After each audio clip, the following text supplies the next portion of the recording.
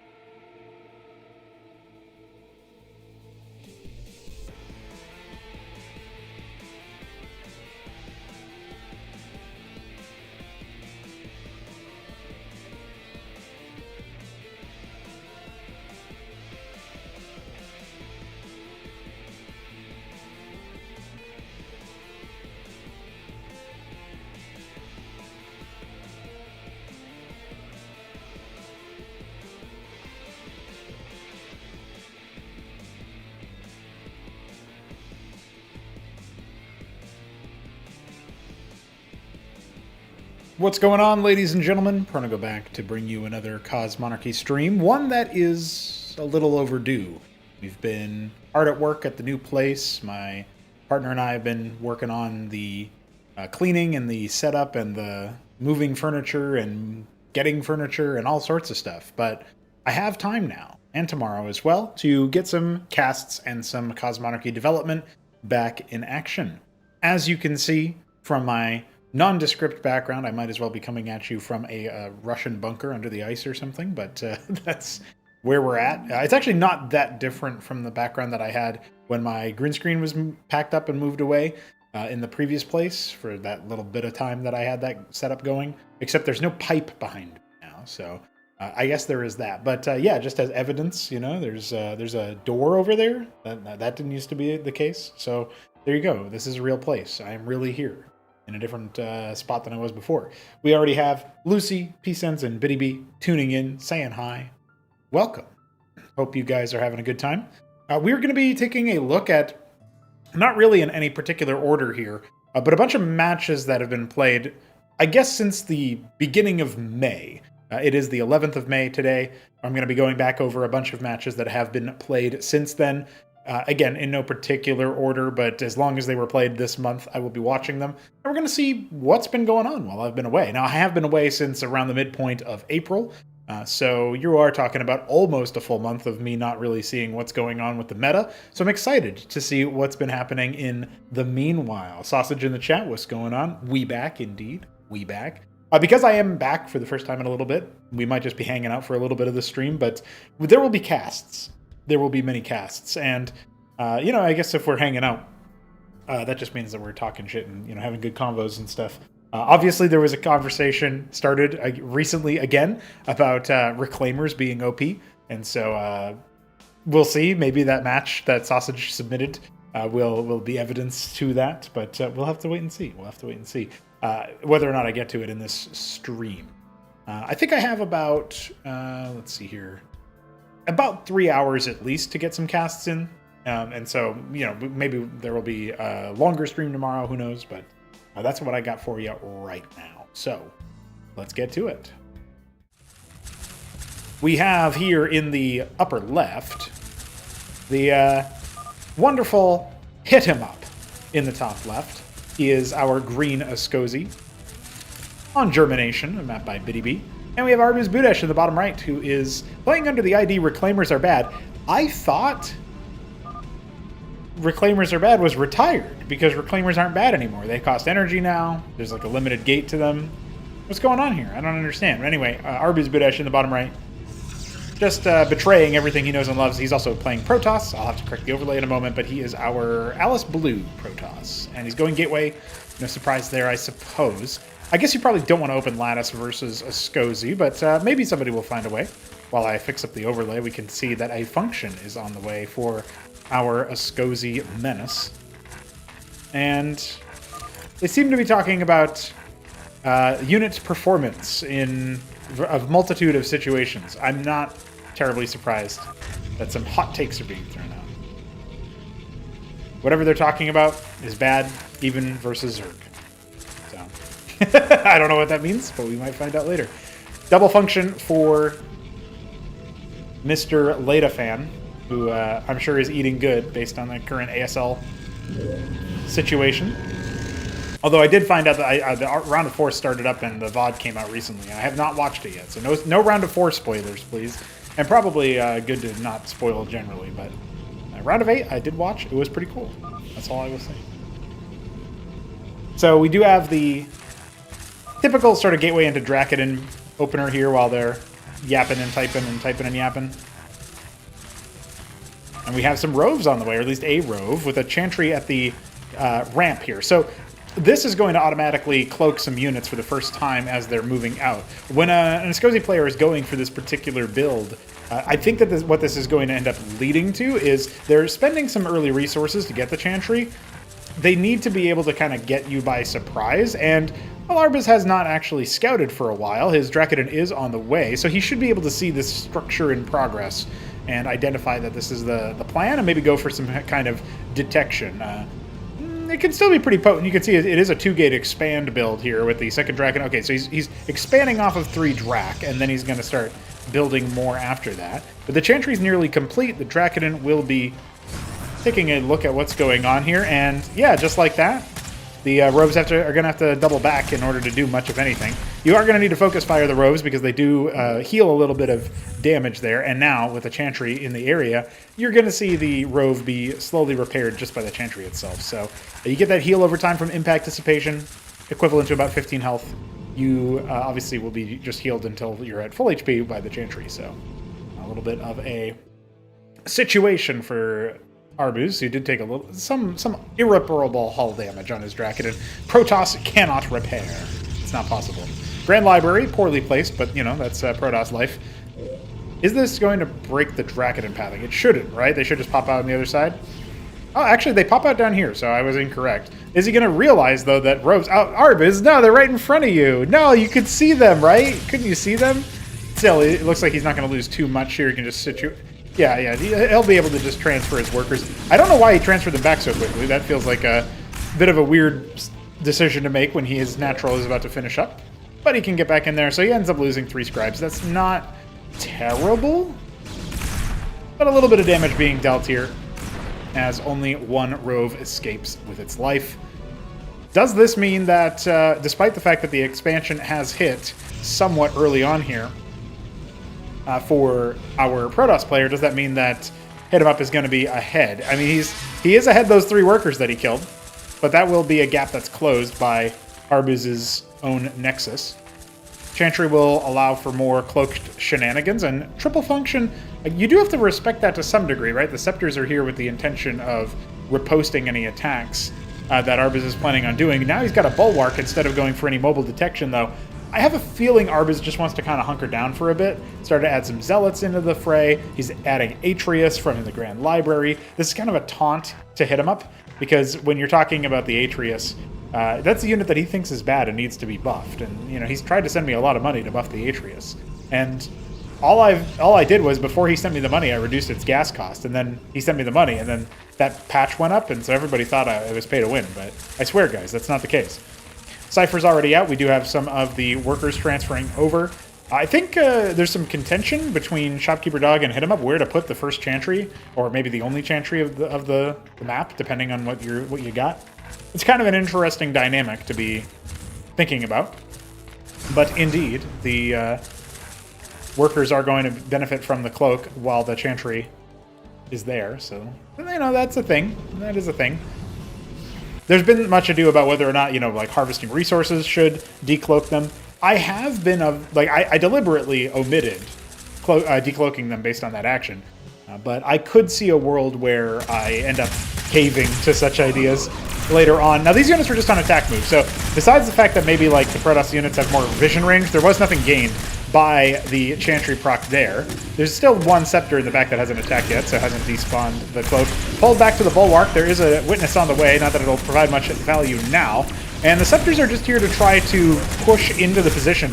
I think in the space that Arbuz is at right now, picking off the Roves is the best course of action. They have pretty good armor pen, so they can dance with the Dracodons. But his Focus Fire could, you know, it's leaving something to be desired anyway. As you can see, the red overlay there indicates for the Scepter that it is indeed deployed. There's no read on the unit itself animation-wise. These Roves are continued to run amok and do some damage, but they were actually hitched onto the embassy for some time, it looks like. Slowly but surely, the Dracodon and Atreus combo will be able to riposte this Ascosi attack. And we have a smoke line going on, so that's pretty good. But while that's happening, I guess that's also an alarm for Arbuz to consider his next few options here. Uno momento, homies. We will return. I'll just go ahead and pause the replay here and be right back.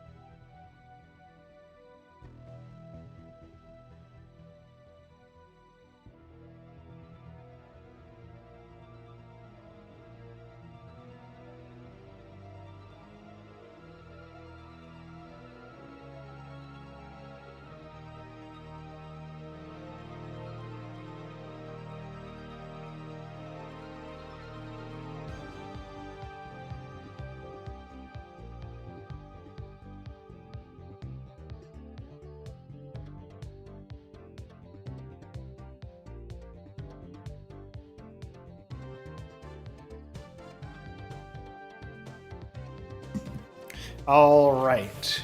I am back, and the situation has been resolved. No smoke alarms shall pause me for very long.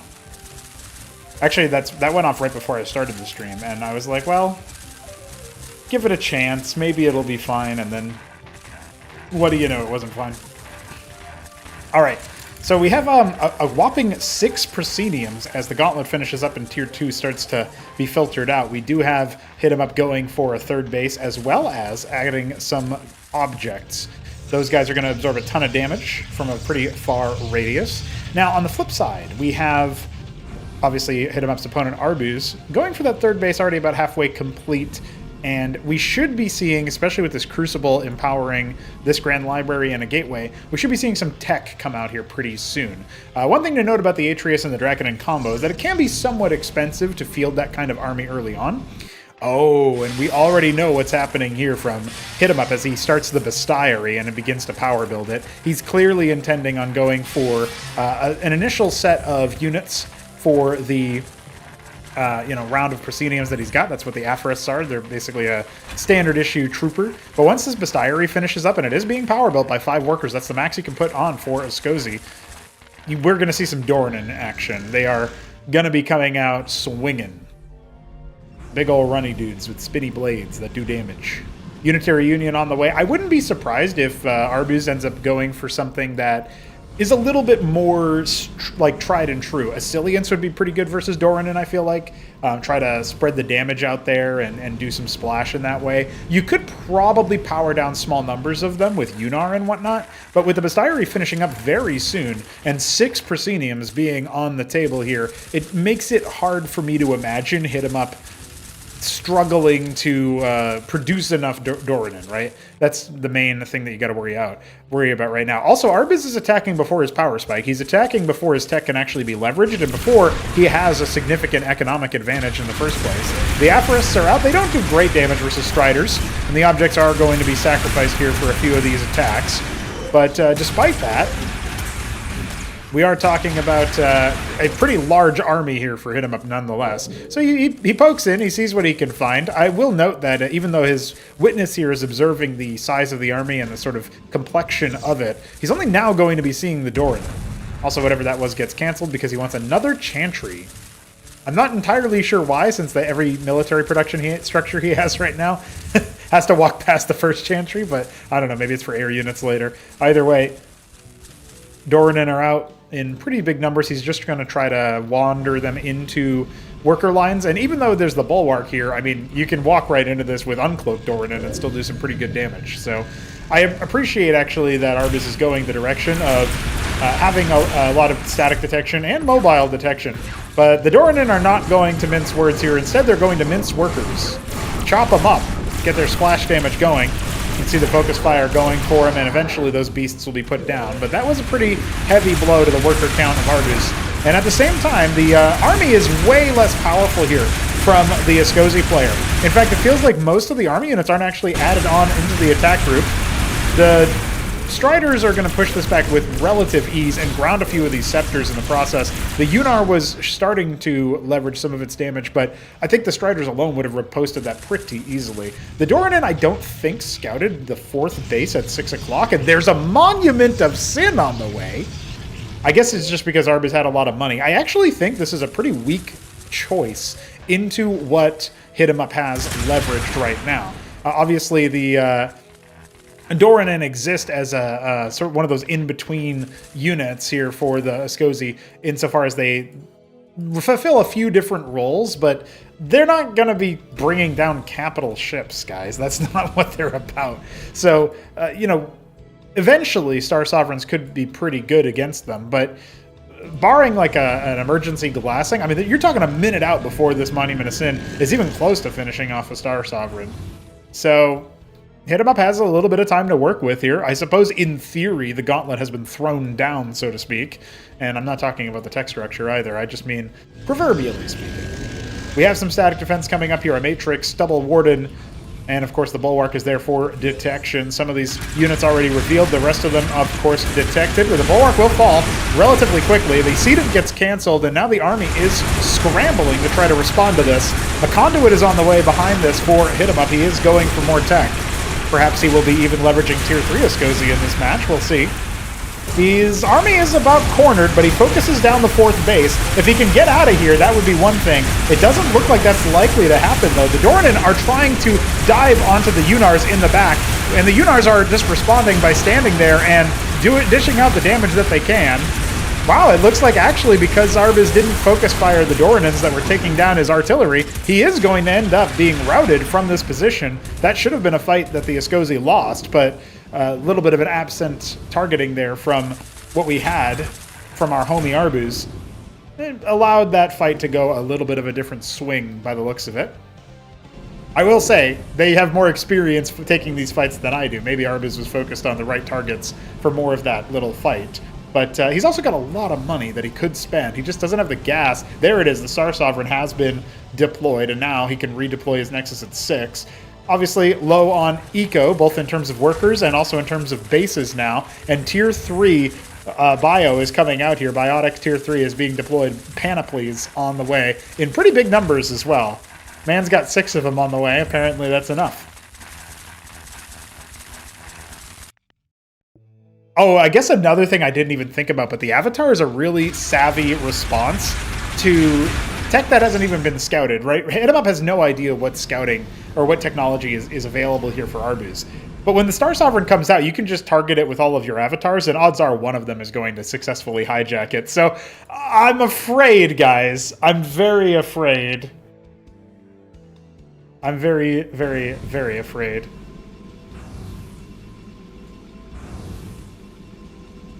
One of those things that you got to watch out for over time is whether or not the Protoss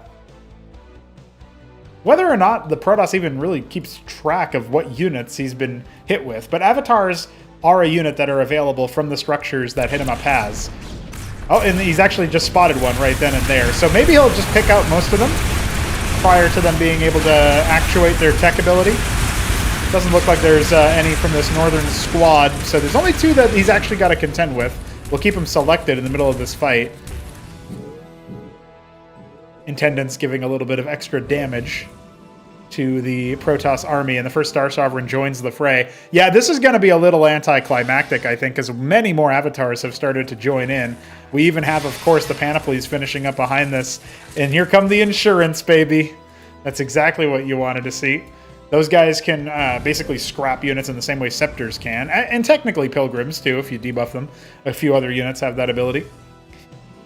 All right, the Doranin is going to be first in, first out. A couple of trades here and there. There's not the greatest in terms of actual proper damage dealing here for the Protoss army. His one Star Sovereign, his second one just gets queued up. It actually wasn't building for this whole time. So he only has the one. He's going to position it for a glassing. I don't think it's going to get it off, though, and no hijack is going to be necessary. That's a wrap on the Sovereign, and it looks like the Ascosi have finished the game victoriously. There's no way Arvids can come back from this one. GG's call. Hit 'em Up will take game 1. I have 2 more games between these 2 players, but no idea what the races are or if they're going to be anything like that one was. Nonetheless, Ascosi OP question mark? Perhaps. Power of the Mind tells me my house is burning down and I'm not coming back. I think he might be on YouTube delayed because I've been back for a little bit. It's an interesting little situation to find yourself in when you're up against a pretty heavy amount of Ascosi. The Tier 3 units didn't actually get used, but it was cool to see them at least start to be deployed. It looks kind of like tech rushes, or maybe tech skips is a better way to put it, is what Hit 'em Up is thinking about for this kind of thing. Oh, and by the way, these matches were all played on the 1st of May. I did forget to mention when they were played.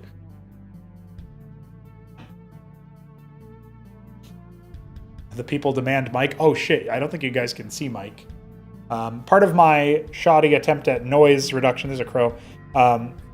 Yeah, you can see the beginning of Mike. But yeah, my noise, my reverb reduction is in the back there on that really thick blanket right behind my setup. But Mike is technically beyond that, wearing the Burger King crown.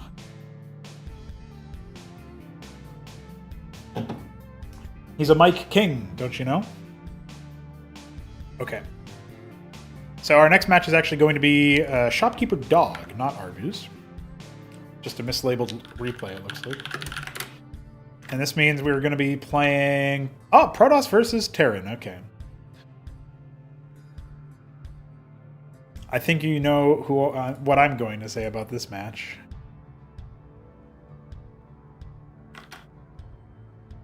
Oh, and we have to update the match name.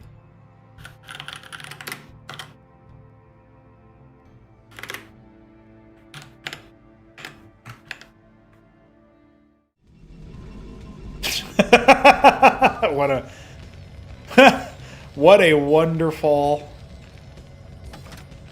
a wonderful message to begin with. Homies, Pr0nogo bringing you a match between Hit 'em Up under the ID Leda and Shopkeeper Dog as Terran. Protoss versus Terran. I think it's going to be a brilliant time, especially judging by chat. Shopkeeper Dog is our, I'm going to say dark spring green. No, just regular dark green, it looks like. Terran in the bottom right. Here we have Leda, a.k.a. Hit 'em Up. He's going to be our yellow Protoss in the top left. Trying to clock chat a little bit here in the game and also introduce the players. I'm out of practice, guys. It's my first time back for almost a month. So I'm looking forward to seeing where we go from here. But we will, of course, have Mech open because Shopkeeper Dog does not believe in bio. He has not taken Hit 'em Up's holy chalice of victory via Cyprian.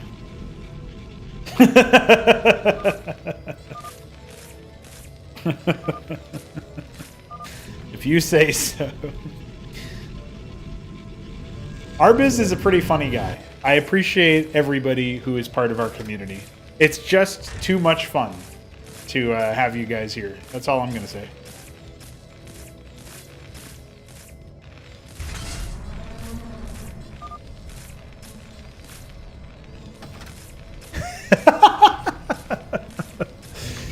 Hit 'em Up is always good for a laugh. We got two gateways coming out here with a Draconian start, a very fast embassy, which is kind of interesting. It either points towards their quick drop or... I don't know, I was going to say auto court rush, but I won't even waste people's time pretending to be hyped about that. Oh, it's Legionnaires. Yeah, this could very well be like a Legionnaire drop. Vultures coming out. We got the first one out there. Yeah, they're talking and they're typing and they still have this kind of APM. I think they're pretty good. I think they'll be all right. Of course, APM is calculated a little bit differently in every RTS game that you're going to check out, mostly because I don't think the source code for their calculators has ever been released. But we'll have to see how things end up going. I think this is actually correct. I think Ayud wins through a lot of his refinement of a build order and a general plan of attack. But then you see Ramen and Shopkeeper Dog, and they have so much speed physically. They maintain pretty good stability, particularly Ramen in the macro department.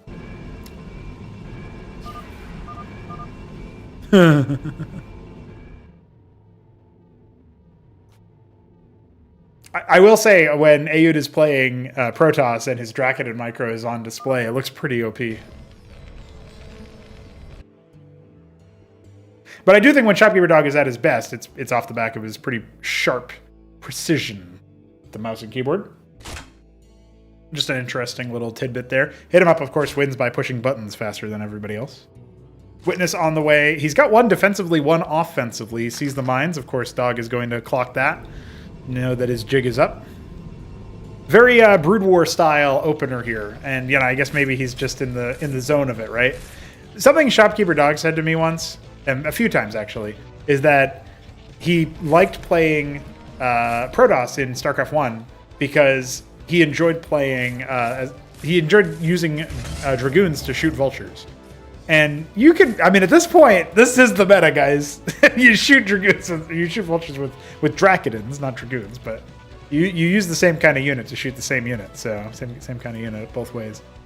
Just an interesting little bit. I do appreciate that Shopkeeper Dog is checking out these side bases to make sure that Hit 'em Up isn't going for anything there.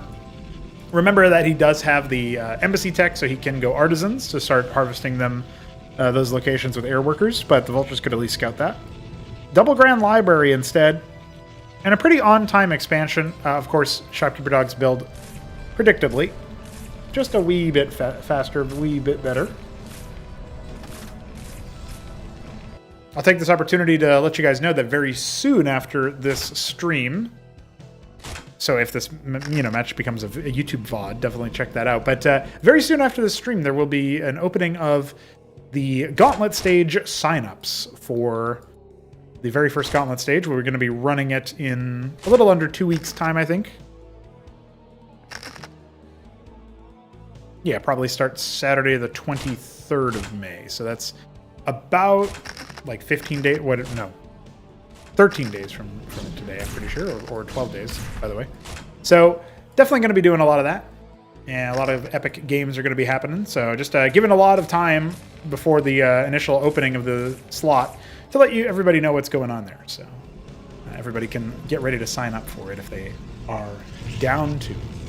It's going to be a good time. Crucible empowering, I think, all 4 of these production structures. It would not surprise me for Hit 'em Up to have masked that out by now. Or at least mapped that out by now. A lot of mines have been laid. Shopkeeper Dog getting a ton of value there. The Witness is just on a patrol route. So everything that the Terran is doing is blatantly on display. Laid bare. Legionnaires and Zealots alike are going to be running up here to try to kill these Vultures. This has been like a bit of a Vulture monocomp, and reinforcements are coming, and they're just Vultures. So, I mean, he's going to dive back and kill a couple of the frontline units, at the very least. But yeah, he somewhat predictably hasn't actually needed to worry about the mines because of the Witness. So Hit 'em Up is just happy to have this situation be here. The Vultures are going to swing back up. Maybe could have dove in here and killed a couple Atreus or something, but that would have committed them to the fight. Instead, they're going to poke in here and see what else they can do, but trades 1 Vulture for nothing right now.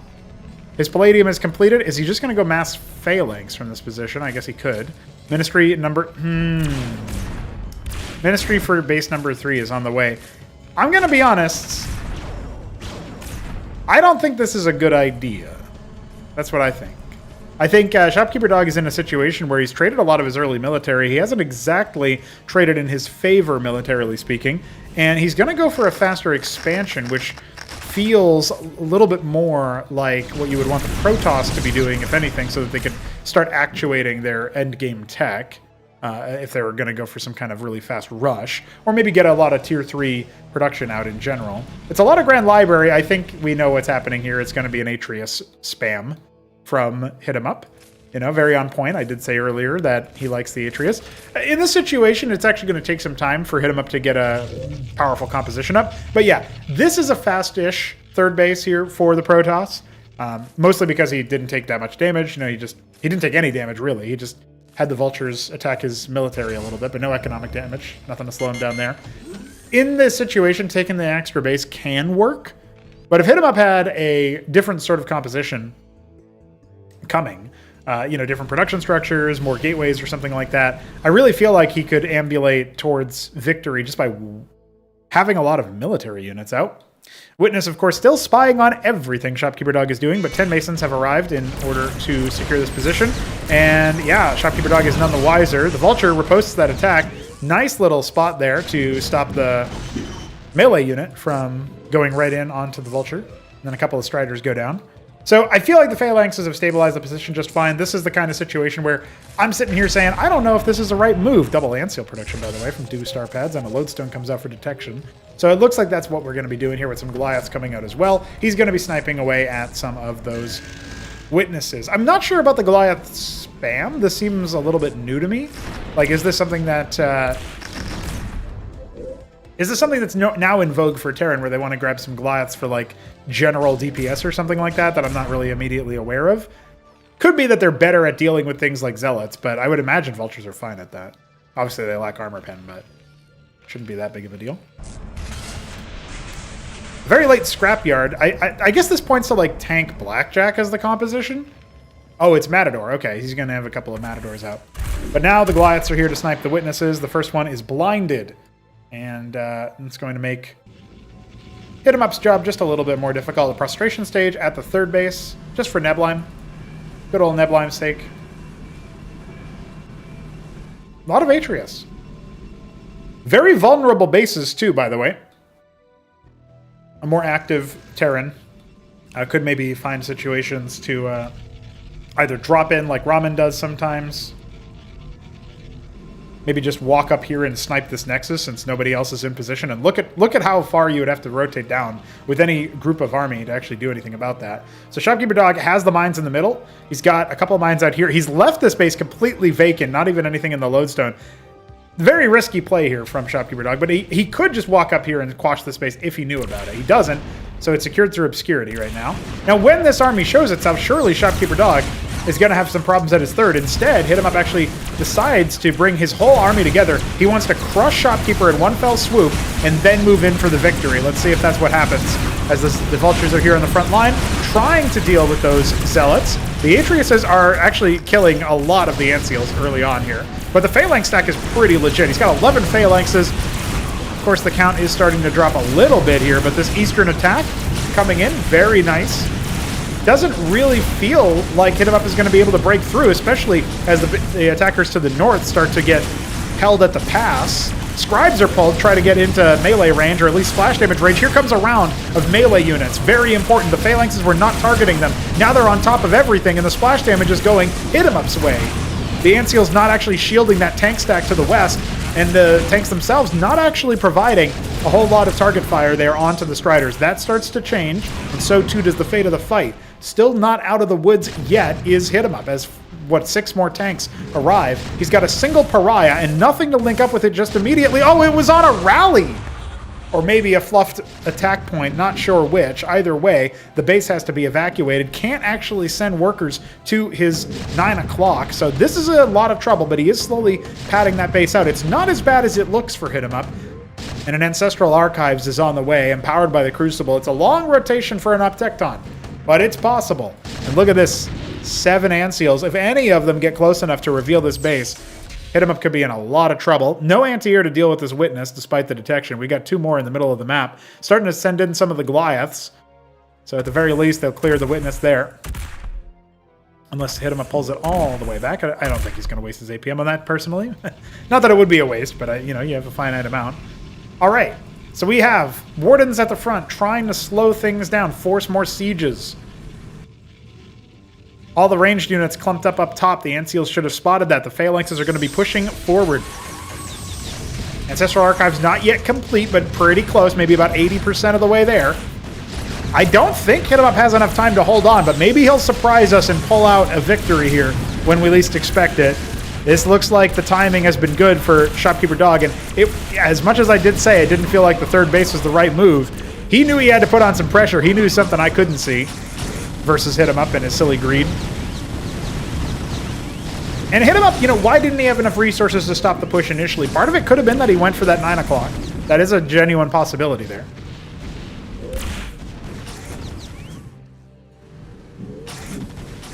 First up, Tecton, about a quarter of the way complete. I don't think there's going to be many other units available here. When will Shopkeeper Dog get suspicious? I mean, it's Hit 'em Up. Is he really going to be suspicious? The melee units drawn forward. I don't think they're going to be able to break through all the Antseal shielding. Only a few units actually falling there. Another round of Atreus is completed, but of course Hit 'em Up will use this replay as evidence that the Atreus needs buffing. If that Crucible goes down, no, it won't go down. The Uptecton will complete. I was going to say that would be a pretty funny heartbreak moment. So now Shopkeeper Dog has to type GG, right? A single Uptecton has been sighted. He's just making Goliath, which is really funny to see. I don't know what the Goliath is a response to. Is he just thinking, I have enough tank, I don't need more I just need more shooty? I mean, it's a genuine possibility. The Crucible has been the Crucible has been destroyed, so that depowers a ton of these units. Now we only have, what, a couple of these, yeah. 2 Grand Library, 2 Gateway, that's all that's powered right now. Not the best production. for Hit 'em Up to work with. He's got another base coming in the bottom left. He wants to see if he can slowly smash through all of what Shopkeeper Dog has, but the Ant Seals are absorbing enough of the shots, and the Goliaths are still staying alive. He's got more Tank Goliath coming up. It's a little bit too powerful here from Shopkeeper Dog. His third base has been in full swing for a very long time, and even though the worker gap isn't that big, it's still more than sizable enough. The Ancestral Archives being focused out. His one military unit left on the field right now appears to be this Uptecton. The rest is like Witness or whatever. Yeah, he's got 2 Witness in the middle. Hit 'em Up never wants to actually admit defeat, you know, when he's routed. His memes have failed him here, and that is a victory for Shopkeeper Dog. Very interesting indeed. Ahmed strikes back on Corrosion, even though there were no Hurricanes. There was like 1 Matador, so that almost counts. That's Ahmed as a tank. All right, cool. I mean, listen, I don't get to see Hit 'em Up lose very often, so that was kind of neat. GG.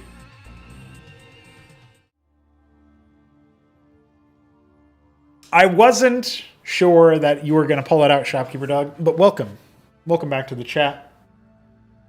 And we even have a Shambler in the chat, but not actually watching the stream, I guess, because he's at work or something.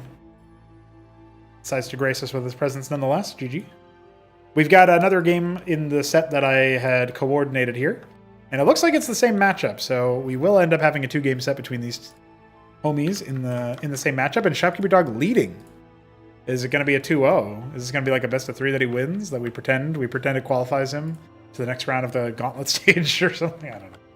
What will be funny is if you mark this, you clip this, right, and then you replay it back like 3 years from now, and Hit 'em Up and Shopkeeper Dog are the washed-up bums that are trying to fight to get into the last spot in the in Acropolis 11 or whatever. There's like 16 races. Shopkeeper Dog plays Blood Summon. All right. We can go ahead and get into our next game here on Pr0nogo, it looks like. I'll just go ahead and update the map name on our overlay, and we'll be good to go.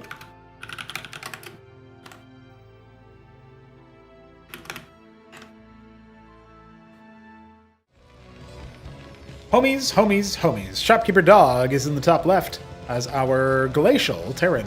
And Hit 'em Up in the bottom right is our Coral Protoss. I was going to say salmon, but that's not actually a color. But that's close to salmon. Oh, Shopkeeper Dog saying that if Phalanx didn't exist, TVT might be fun.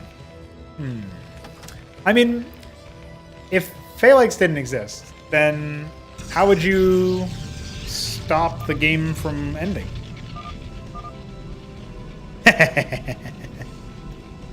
Well, I'm glad Hit 'em Up disagrees. This is a matchup where we already have Hit 'em Up having dropped a game as Protoss, so it'd be interesting to see what he wants to do in this round. See? See? A man of culture. A man of true sense. 2-gate start. It's going to be a double Fulcrum start here for Shopkeeper Dog as well. You can tell because he's still harvesting Vespene. Well, if that was how it was going to be, then Hit 'em Up would always win. Tanks give you a chance, TVT. Think about it. Yeah, the colon P. The colon P comes out. Already exists. Hit 'em Up is... I like that Hit 'em Up has such an imposing character to him. Wait, when was the last TVT he lost, actually? Ranked TVT. When was the last time he lost it? Competitive. Like, tournament play. I think it was before a Crop 3, right? I think he won every TVT versus Aoud in the final and in the semi, I believe it was. And he lost one ZVZ versus Hamster. So that wasn't him. I don't know. Interesting. Mason comes in, scouts, sees double gate, embassy warping in. Looks like that's something that Hit 'em Up likes and believes in. He wants the witness. He wants to be able to essentially force detection out if the Terran wants to stop being spied on. Last time, Shopkeeper Dog played his game anyway and just said, screw it. Yeah, if you're good enough to watch everything I'm doing and then respond to it perfectly, then sure. But just because you have a map hack doesn't mean you're going to beat me. Double embassy. Okay. So this is a particular strategy. We're on Crisis Vector, not Pr0nogo, so I was incorrect on that, by the way. I'll have to fix that in a moment. But Crisis Vector is, of course, a map where you have these guys in the middle that are reservoirs. You can harvest and return them with flying workers, including artisans, which can be made from the embassy. And that's exactly what Hit 'em Up is doing. I can't believe it. Well, we're going to have to find out whether or not Hit 'em Up is good for it, because as I fix up our overlay here to say the right map name, I do have to wonder whether or not he's actually going to be able to garrison these efficiently. There's a minefield down the middle, so the vultures are a little bit relieved of patrol duty on the midsection of the map. Instead, I think he can probably... Ooh, he's really close to just scouting them on the flight path there. He can probably sort of rove around the map. He did pretty well with that on Corrosion, so you'd think Shopkeeper Dog would do the same thing on this map. But is he going to expect that? Maybe he hasn't seen the embassy for real, for real. He might have just seen it warping in. Might not have even scouted that deep.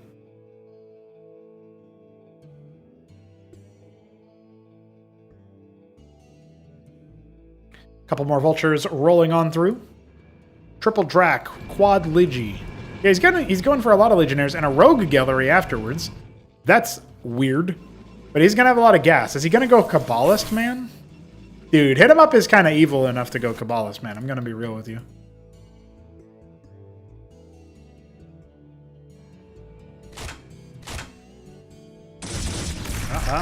Couple mines.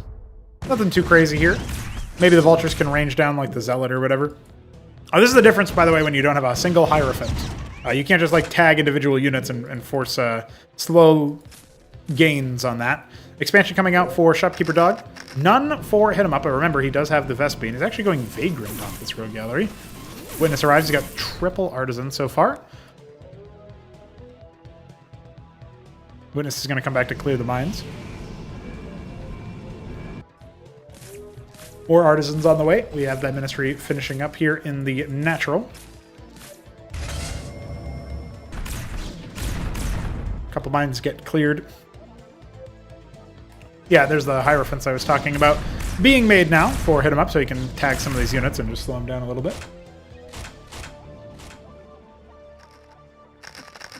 We got Green Eggs in the chat saying you.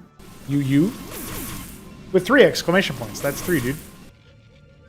A couple more Artisans have arrived to start harvesting from these geysers. Yeah, gas maxing. That's what Hit 'em Up is doing. He's gas maxing. Going for a Crucible to empower his production. I really thought he was going to go like Mass Kabbalist, which has some legs versus Terran and in general. If you can just cheat on gas, you can do a lot. Ah, I love this. Blow up the reservoirs so they can't harvest this efficiently. They're still getting free gas, don't get me wrong, but that's pretty good. And he did so without the Artisans actually killing anything. So the mines get cleared. Scrapyard has arrived. Shopkeeper Dog really doesn't like building units that shoot up. So he doesn't ever go bio, so you never have to worry about Mavs or Cyprians. And when he does build Goliaths, it seems to be against Atreus? I don't know why.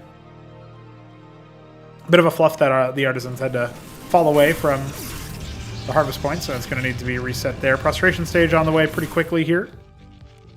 Most likely just for Pariah. And yeah, the last reservoir is going to be blown open here. Makes sense.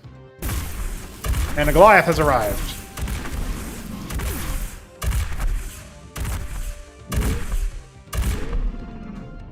Pretty menacing, pretty imposing. Shoots down 2 Artisans. More are here. I don't think he quite spotted this area, and now a Nexus is almost done for base number, technically 2, the natural, for Hit 'em Up. He rocks over here and sees the reservoirs have also been blown up here. Outrageous. Killing those power generators in the middle of the map does allow for more graceful unit pathing, a pretty neat aspect of Crisis Vector.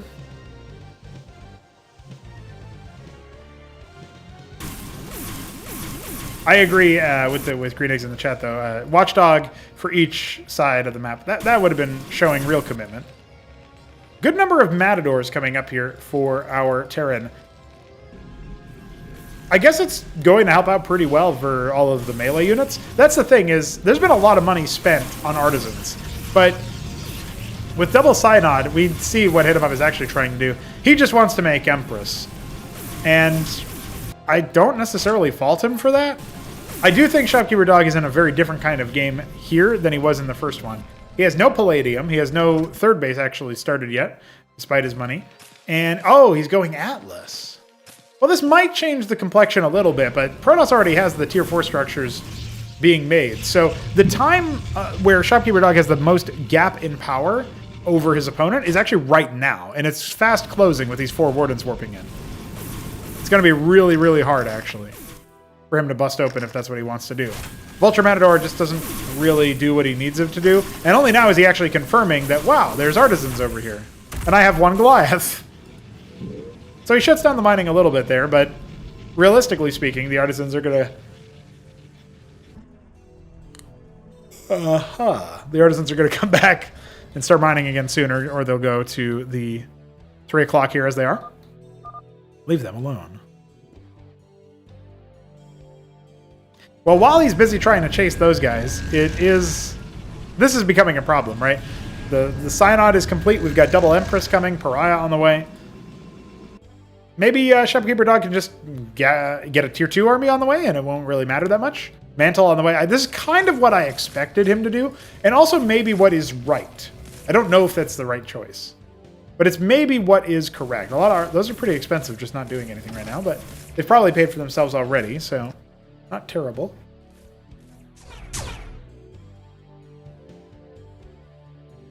Remember, all of this whole time, you know, Hit 'em Up is still mining off of 2 bases, the same number of bases as his opponent, and he's got his tier 4 already here. So the Empresses are going to be pretty good. When they damage an enemy and then it dies, it actually becomes zombified and mind controlled. But it does have timed life. That's hence the term zombified.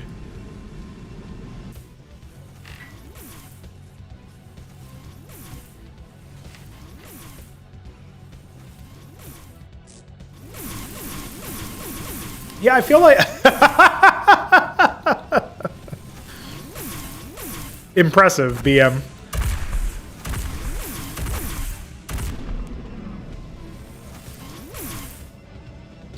You gonna kill that one too, or? I guess not. Well, I have a feeling we're seeing the final moments of this game play out before our very eyes. This was a funny match, that's for sure. Just an artisan ring around the rosy play. All of the units that don't shoot up, trying to shoot it. Shopkeeper Dog doing his best StarCraft 2 counter Void Rays with Roaches impression. That's an AI move, by the way, from StarCraft 2. I'm calling him a bot in another game. That's how bad that looks. Just so you know, that's a diss. That's an ownage. But the real ownage is when all of his units get owned by the Empresses. Last couple mines are going to be popped here pretty soon. First signs of a Protoss military force are here. Have the Empresses been revealed yet? Oh, well, I guess now they have.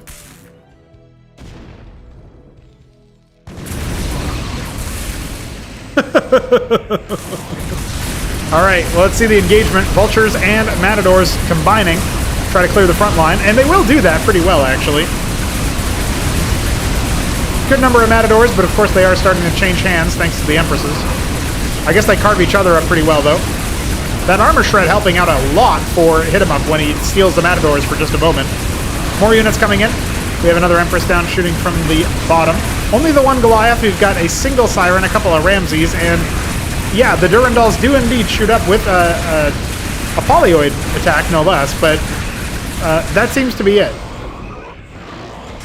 Most of this army is going to expire. It is just the Empresses and like a couple of Dracs or whatever, but Shopkeeper Dog needs to really heavily change his strategy. Going for Madcaps, Emergency Anti-Air, going for a Mass Goliath, and a bunch of Ramses besides. Captaincy number 2 on the way. Going for another Siren, needs to replenish his stocks there. These 2 artisans, remember they existed, so they're starting to harvest. These guys still going. Third base on the way, or rather completed. Well, Hit 'em Up has a worker lead, but I actually don't know if he's fully dead. I'm glad that he stole the mines, so that was really cute. They're going to blow up because the Demiurge didn't stick around. Mason is attacking 6 o'clock. Beautiful. Maybe Terran armies are really just that good, though. Now, the problem is, without the Durandals and the Matadors, it's actually going to be really hard to kill the Demiurges. You need some kind of melee unit to clog up anything that has range like the Demiurge. But you needed the Goliaths to deal with the Empresses. And so it's good preemptive coverage here for hit 'em up.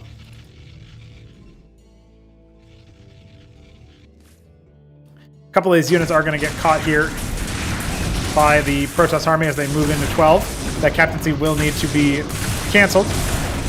So it is. He's got his own watchdog he can cancel. He can get the money from this, dude. That's OP. Now, can he possibly attack up the ramp? It doesn't really feel like it's a good move. He might feel like he's got his opponent's army locked in, but those demiurges are going to stick around for quite a while. Focus fire is pretty good from the Goliaths. They need to get a little bit closer to start poking down those Empresses with any degree of focus fire. The Siren's trying to start helping out. I feel like they could have been best used on the right-hand side. He didn't quite split his army very deliberately. Here come the Matadors trying to do what they can. Down go the Empresses. So it's just going to be Demiurge mind control now. I think it might still be enough to run away with it, as a lot of these units have started to outmuscle what the Terran has. They've broken the third base. It's still alive. He's actually trying to build with a Mason. Of course he is. Why wouldn't he? And there's a single Apostle here, but not really a whole lot to bother reclaiming with. Shopkeeper Dog, triple Durandal, two Madcap, rather, excuse me, in production. And he's got a couple of Matadors out. Yeah, only now is he able to actually build Cataphracts. Oh my god, a Triton got made and stolen.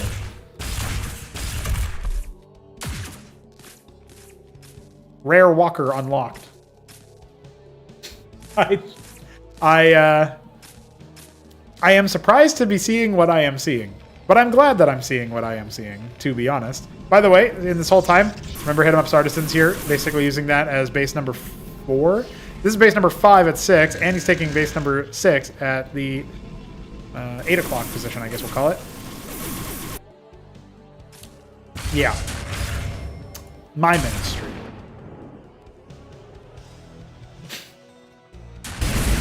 Well, he's got a ministry, and he's responding to the attack incoming from Shopkeeper Dog, but it's just a small handful of units. And when he sees this many units here, and sees this many units at his doorstep, I think the writing is likely going to be on the wall. I mean, you're getting Tritoned, dude. You're getting Worship Triton. Tyranny of the Sun Triton. Tritony of the Sun. GG. Hit 'em Up will take game 2 between these two players. And that was a routing. That was a walloping. Yeah, I'm starting to realize, actually, a big reason why we're seeing players struggle a lot of these times is that they just don't have the right scouting coverage. Hit 'em Up in that last game on Corrosion. He was fine, right? He had the scouting coverage. He had everything he needed because he had the witnesses. He just died. That makes sense. But Shopkeeper Dog, he had no idea that the tech rush was coming. He didn't properly control the artisans. Every now and then you need a game like that to remind you to start patrolling those reservoirs a little bit faster. And when you see the artisans and you route them from the reservoirs, don't expect that they aren't in some other base that you can pretty easily grab. GG. So, we are, 3 games into our cast, having a good time. We only had 1 interruption from Silly Smoke Alarm. That's been taken care of. I am going to be taking a look at some more matches here. But let's see. Let's pop our heads into this one. We have some matches between George and other Zerg players, so I'm kind of interested in that.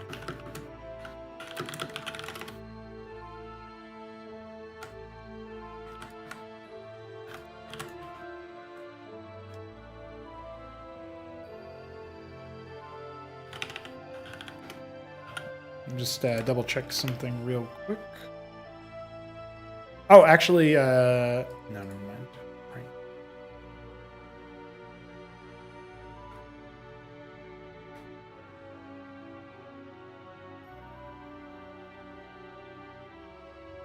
Yeah, Hit 'em Up didn't actually look at the witnesses that he had. Kasuga does that too sometimes. Kasuga will build a lot of witnesses and then just not really avail himself of what he has available. It kind of makes sense.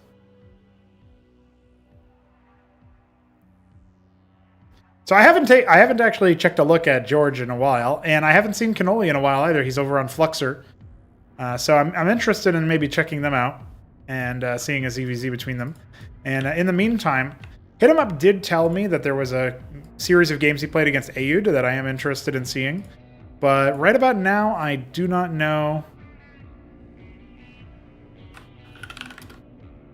where those games are yet. So I'm going to have to go and dig them up in a moment.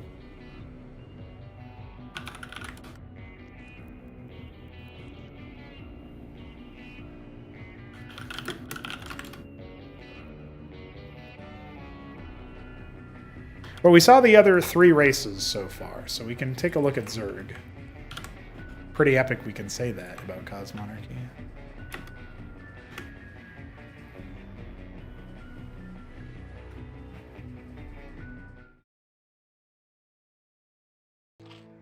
Ladies and gentlemen, it is Pr0nogo time here on YouTube and Twitch if you're watching live. Cannoli versus George on your screens. George the green Zerg in the top right. Cannoli, the pumpkin Zerg in the bottom left. If you're wondering about Cannoli and you're part of our Discord community, you might want to check out our Fluxer community, link in the description. It is a nice place. Fluxer, also a pretty good alternative to Discord in general, especially given some of the policies Discord has chosen to opt into. And that's the exclusive place where you can find Cannoli. So shout out to our Fluxer community and all of the homies there. Also, speaking of shout outs to homies, if you want to check out our next tournament, Acropolis number 4 is coming to the Gauntlet stage. This is the open qualification situation. We'll be opening up signups here momentarily, so by the time you're watching this, it's probably already live. Check the description for more details.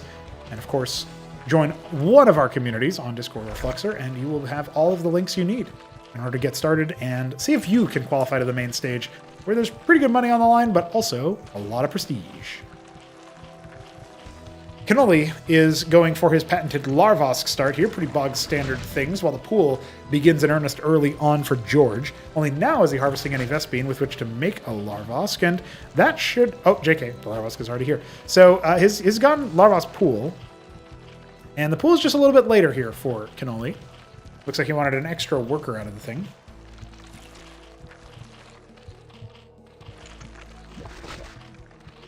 One of the things that I'm always interested is, what Zergs do in response to Cannoli being silly. What are you going to do, George? You're just going to call his bluff? Yeah, he's just going to make 5 pairs of Zeths, I guess. Yeah, it kind of makes sense. Like, you finished it. Cannoli is just going to go for the circuit, it looks like, but let's see. Circuits make pretty quickly. He might be able to snipe a Droleth. No, he ends up canceling it. So, ends up being kind of a waste of money at the end of the day. 50 minerals, to be exact. You're kind of assuming you're going to lose the scout unit, so wasting the Droleth isn't as big of a deal. But unlikely to matter too much. At the level that we're talking about here, 50 minerals is nothing. Green Eggs in the chat telling me that Cannoli should have done a proxy because Zedrith. I don't think he had the gas for that, but maybe he did. Maybe it's possible. You never know what's going to happen between Zerg players when Cannoli is involved. And George has been grinding a lot of Cosmonarchy in general. He's one of our most improved sets of players to come in with recent history. Obviously, he was playing a lot with Alexander, and then kind of overtook him in terms of skill. I remember Alexander distinctly complaining, actually, that George got so good so fast. Because I guess George just was like, yeah, I really like this game. I'm going to get really good at it. And then Alexander's like, but you're supposed to be my class 4 scrub buddy. Yeah, well, not anymore. George looking for class 3 and then some. That would be a pretty big improvement. I think he would be the only player to go from C4 to C2 if it happened. I'd have to rack my brain about that a little bit, but making it into the top 20 players list from starting at the bottom, now we hear kind of type beat is pretty significant if that ends up happening for George. Right about now, though, just going for that Shroud, making some quads, trying to see what he can do there. Cannoli massing out on his doorstep with a 4-unit lead. Not insurmountable, particularly as more units start hatching.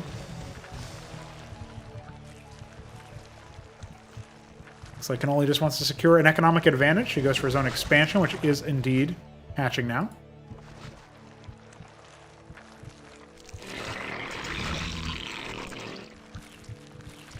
I just like Cosmonarchy's soundstage. What can I say? Zet slips the net, looking to see what kind of harassment details he can get up to, and at the very least maybe get a scout off. And he goes for a burrow. So George actually did abandon the front gates for a moment there. Maybe the circuits could have been sniped, but you know, it could always be sharper. It could always be more aggressive, especially in this matchup. Ah, okay. So George is going straight for the Ulgorg on one base, no less. I don't think this is going to end quite so well for him, but I suppose we'll find out together, guys. For my money, the degree to which the Ultra Core defines this matchup, it feels a little bit overwrought. Like, there must be some kind of counter people haven't really racked their brains to find. That's my opinion, but I will admit, I am casting all of these matches so that I can get a more enlightened opinion about Cosmonarchy. It's been a while since I've been able to cast consistent matches and check out the game, so I appreciate the opportunity to perhaps check myself even after wrecking myself. Big worker lead for Cannoli as he goes for a Vornath pond. It's about to pop down here.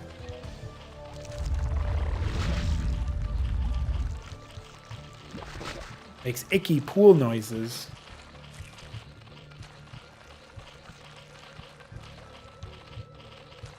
Four pairs of Nathracores on the way for Cannoli. We'll have to see what he wants to do with that. He is a Nath fiend. Oh, this replay was actually just called Naths.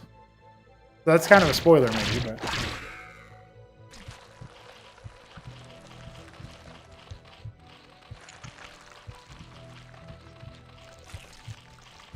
I suppose there's only one way to find out. Macro Hatch I like, Expansion I like, but it's coming a little bit late.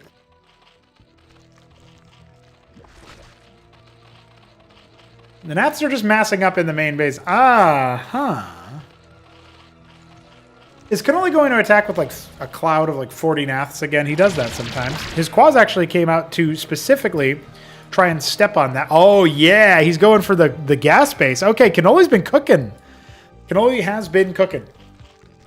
Nobody has ever actually taken this in a match that I've seen and done something with it. Or maybe taken a period. So I hope BDB's watching this and enjoying it. This is his map after all. Oh yeah, earlier we saw Jujik in the chat. Welcome Jujik, hope you're doing well.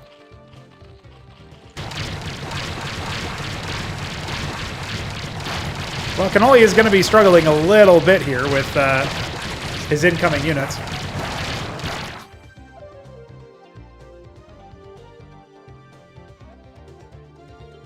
Thank you, Green Eggs.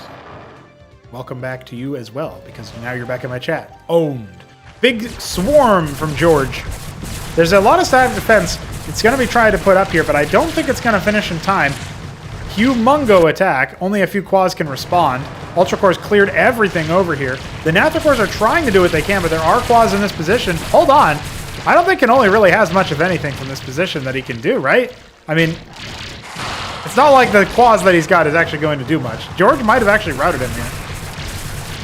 Oh, the Larvosk are dying. A bunch more Naths are finishing up. I guess they'll clear the anti-air. Dude, wait, hold on. Is this why it was called Naths? Because the man's just going to clear everything with Naths? No, man, he actually has almost 30 Nathracores. That's wild. 5 more pairs get started. He's only got his one base situation. A couple of Quas. He might need to come back for this. Yes, he does. And so he will. The Lakers get sniped. That's actually really big because if the Lakers burrows and there's no ground units in the area to reveal it, and he doesn't have an Ava left because, you know, what's he going to have for resources? That's pretty gutting. He ended up losing almost everything that he's got there. But more Nats have arrived. Okay, double down, double down. Man's got almost 40 Nats. Let's see what he can do with them.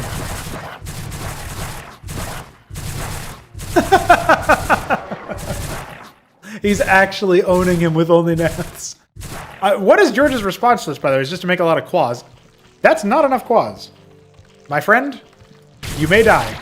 You may die to the cloud of gnats. Some of them are split up over here, so that's going to be pretty good for Cannoli. It looks like he still has 29 available. So pretend his last 10 didn't actually count. As he descends upon the worker line. George did a one-base Ulgorg push. Remember that. A couple of the gnats getting owned. 3 of them, in fact, have gone down so far. But he can just walk right in here. Yeah, these were supposed to be sprays, but they were never made. He's trying to descend in here, but it's just on a rally, so all the quads get killed by other quads. Oh, so many workers have gone down. George, no! You've bungled it. You dropped it. I can't believe it. The Spraith will die. That's not quite sufficient there. If they had both finished before the gnats showed up, I actually think that George would be in a fine position. But now he can't really harvest with anything. He could try to send every unit he's got across the map, and indeed, that does appear to be something like what he's doing. But his hatch is dying. His hatch is dying, and there's a static defense set of structures about to come out. A single Ultra Core can beat everything here, surely. Oh, but he's not actually attacking any units. He was attacking a Kagrim by mistake. Waiting for more units to pop in. Eat a corpse, George. Yeah, there you go. Yeah, the Ultra Core is just, the life scale is going to be too intense, I think. The gnats are returning. The gnats are coming back to try to defend this. I don't know if Cannoli can quite do it. He's been back and forth in his enemy's base, sniping Hatcherosks with the goddamn things, but here they come. The Cloud of Gnats returns. There's so many quads. I don't think Cannoli can actually hold anymore. That's it. The last gnat dies. GG is called. George wins the game. Well, that was an exciting matchup. I didn't think that was going to happen at all.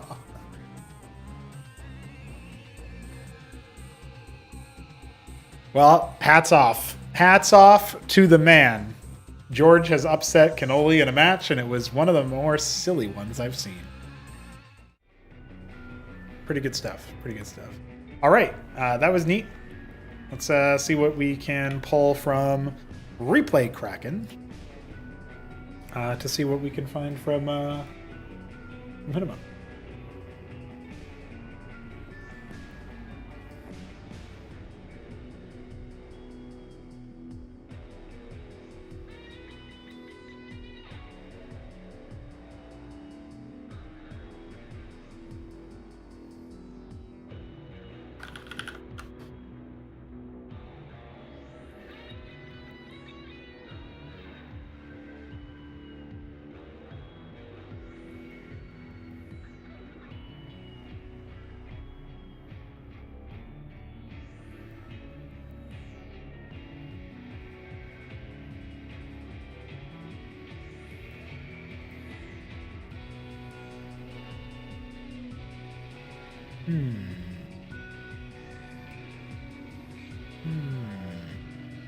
Looking through some of these games, seeing what we can find.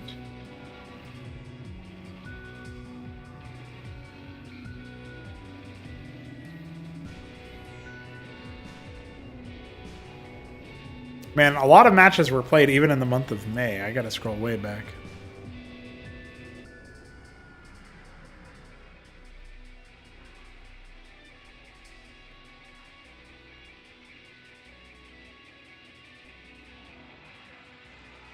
Does anybody know who Pingon Sit Zero is? Pingon Sito?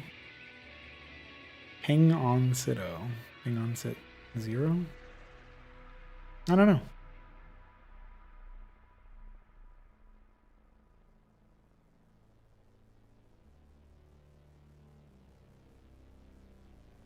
Oh, is it Kasuga maybe? That's probably Kasuga. Oh, it's Sausage. Okay. Never mind then.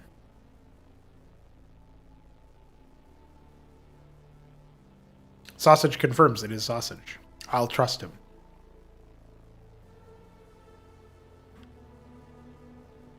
Well, that was only on the 8th, though. Big tiny wiener in Peruvian.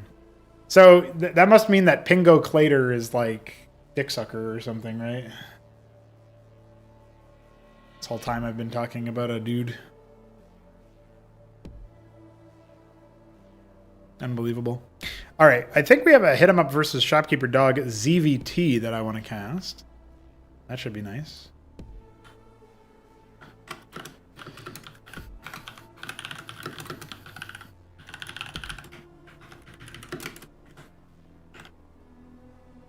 Oh, it's Pingallo-clader. Not Pingo-clader or whatever. Pingallo. Pingalo! Alright, this was on the 7th. I want to see this map. I haven't seen this map yet.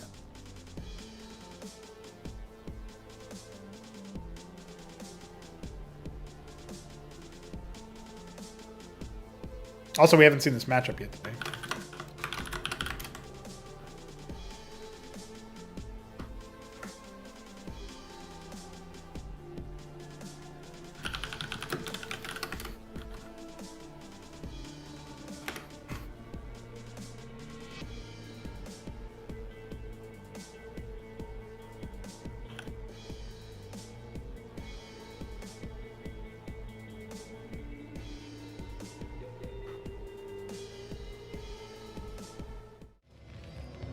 Ladies and gentlemen, it's time for another Cosmonarchy match.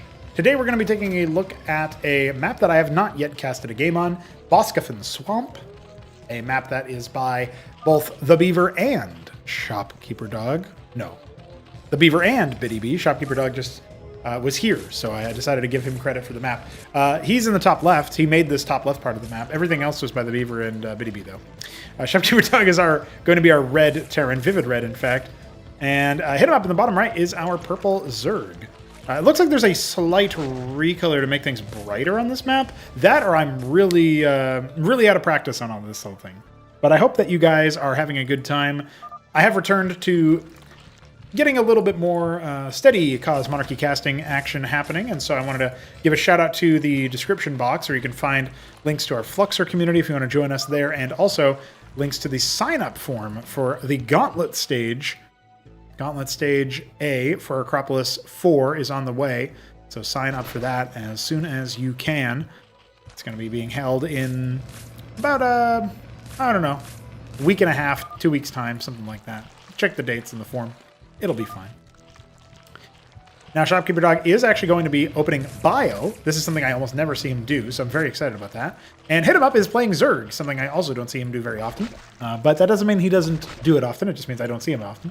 You know how it is. Declarative statements, boys. And he is going to be going for a pretty delayed pool. Is one Larvosk into, pool into second Larvosk. I guess it's not that delayed, but, he wants to defend with the Pr0nogo. And he's making another pair of Pr0nogo, so he means business. Yeah, Fusion cut that pool, damn it. So if anybody's confused about why the Pr0nogo don't just attack, when they step off of the K-Grid, our version for creep, their energy bar starts to expire, and then they will die at the end of that. Meanwhile, the Mason, as long as they're attacking the Mason, they actually get their life back a little bit, their timed life back, but Hit 'em Up doesn't trust the orb blocking, apparently. He's just having a bit of a wiggle time with it. One more. Oh, he attacked his own unit. No! Well, the Quaz will finish him off, right? Surely. Yeah. Pow. Zerg OP. We do have some Hurricanes and Mavericks being made. I like it. I dig it. I'm a fan of it.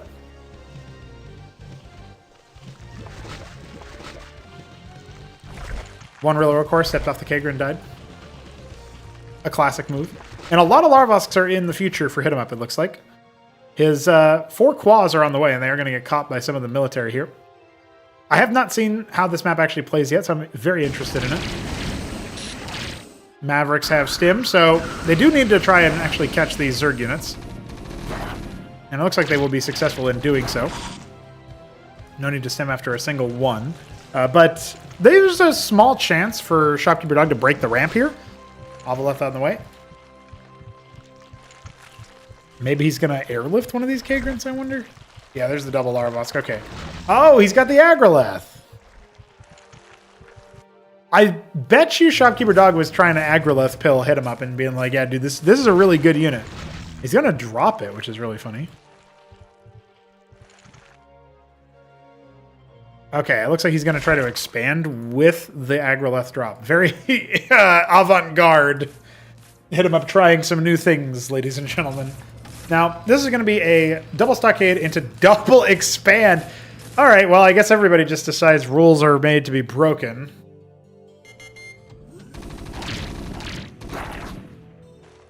So the Agrolith works unlike the Droleth by building the structure and then emerging from that structure anew, right? So you aren't going to be seeing the... You're not going to be seeing the Agrolith actually get consumed by the construction attempt. And a 6 Quaz drop is now leaving the building. Pretty interesting stuff. Bio army on the way. This bio army can't really do anything but besides like successfully contain. I guess if it scouts no expansion, it should be really suspicious, and then Shopkeeper Dog might end up finding this, which would be pretty heartbreaking for him up if it happens. Mason's on the way to that natural, and maybe he's just gonna mass build Masons for a little bit from that extra. Yeah, he's gonna use this as a macro ministry, it looks like. His star pad is almost complete. He's got more Mavericks coming out. A small band of bio in that situation, and yeah. Well, Shopkeeper Dog does end up falling back. I really wonder where he's at. He's getting a little bit sniffy. You can see he's changed his rally to be a defensive one. And his Anseal is just begun as his 4th Stockade enters production. And yeah, he's going to need to deal with this. He's got units in the natural he can pull, but just ends up losing those initial Mavericks. A couple Masons have gone down. Shopkeeper Dog needs to do something with that. Hit him up looking back at his base because he doesn't have anything in production. Needs to fix that up. And it looks like he's going to make a macro hatch. No, he's actually expanding into the top right. Okay, that's what that is. The Quals are still attacking stuff. So Shopkeeper Dog not displaying the greatest of controls. Triple Cyprian on the way. That's where the Agrolith went, by the way. It wandered up to the top right.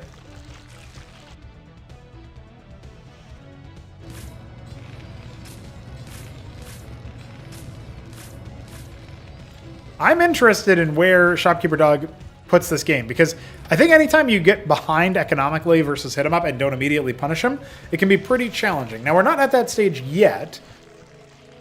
Lyrilisks are on the way. Or Calcure Lake, rather, is on the way. I assume it's going to be Lyrilisks. He's got a lot of Quaz and no Naths, so that would be the natural presumption. Oh, I tell a lie. He's got 14 Nathracors, and they are moved up to the 12 o'clock. Shopkeeper Dog having some kind of sixth sense. I think his Anseal actually scouted it, and that's why.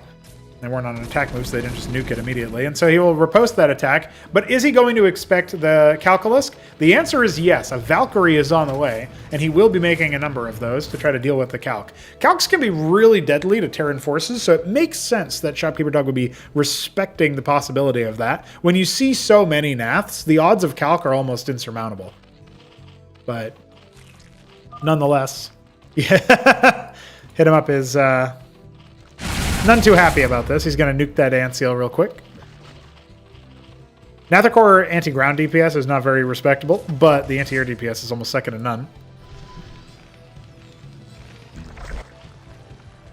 Now, he said stop scouting, and Shopkeeper Dog won't exactly do that, but he hasn't spotted top right yet. He could just quash this immediately. His scout does reveal that this is where the natural base was taken. The Ovaleth is now moving across the map. We have Cyprians and a couple of other units mixed in as reinforcements. Starting to see a 4th ministry take shape. The vestry completing behind this as a round of Hurricanes end up being made. 7 Masons rotating down to the 10 o'clock. I will say, I don't really know where you want to take your 3rd on this map. Hit him up deciding to go for the top for this drop for the natural and then the top right does set up to take a pretty easy 4th base at least at his natural location. This is a pretty deadly looking ramp. I don't think too many people are going to want to try to fight up that ramp. So, yeah, hit him up will end up sacking this base. 20 worker deficit. We don't say that very often about a situation hit him up saying. He's got a very nice concave. Of course, those Calculisks that were mentioned before are indeed live. And 2 Droleths end up surviving off the burrow, so he can remake the space if he wants to. Really no chance that he's going to ever scout top right, it feels like, right? Instead, the natural will get made. Cestus at the 3rd. 4th ministry completed. More stockades coming. Only 2 Valks, and they're back at home. Cyprian kills the Ovaleth. I'm not sure Shopkeeper Dog has everything in the right position. He needs to have those Valkyries with the army, for one. And for another, he actually doesn't have that much anti-air. 2 Valks is more than... certainly going to do a lot better than having none, but... I have a feeling that the Calcs are going to be left without too much of a problem. The Valks start to come in and initially they're dealing damage to the Nathicores, which are actually wasting their time attacking ground units, but I feel like the ground army itself is just way too powerful anyway. Most of the Calcs have been nuked down, but the Lyrilisks are entirely unopposed. The front line getting mauled by Shopkeeper Dog. His Shaman was not in position to heal just about anything. That might have been the best possible fight that Hit 'em Up could have taken in that situation, where the Shaman wasn't available, the Cyprians were mixed in with the Hurrican, so they got jumped on immediately and weren't able to do any of their damage, have any of it connect in a straight line in the way that they really need to maximize their DPS. And then on top of that, while they're trying to deal with all the frontline units that are right on top of them, Shopkeeper Dog can't actually hit those Calcs in the back. The Valk's busy dealing with the Naths and maybe some small segment of the Calcs. And then obviously that just ends up snowballing a little bit. There's not that much that remains from the Zerg army, but you're not supposed to be trading cost efficiently when you're down 20 workers. Shopkeeper Dog in a rough situation. His lodestone is underway. His fourth base has been landed, and some Zets will end up discovering it. He ends up lifting off the base pretty quickly, trying to get his units up this weird ramp into the third. He wants to retake 9 o'clock as soon as he can. He probably also does have a misread on the situation. Iral Iris is completed. We're going to see a ton of Kagrants here.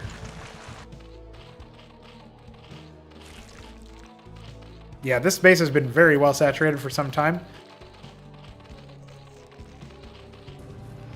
It's just a standard base, right? 7 minerals, Ridge Geyser. Nothing too crazy. But at any point, Hit 'em Up can go for extra bases if he wants to. He's going for an interesting choice in the Alcag Eteth. So I want to see what he wants to do with that tech. But Tier 2 is on the way for Shopkeeper Dog. What does he want to do to accentuate his bio?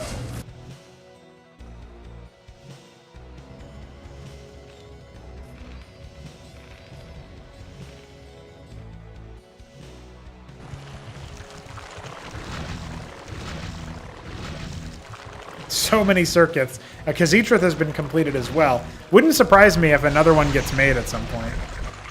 Yep, he makes a second one. This is the gate of hell right here.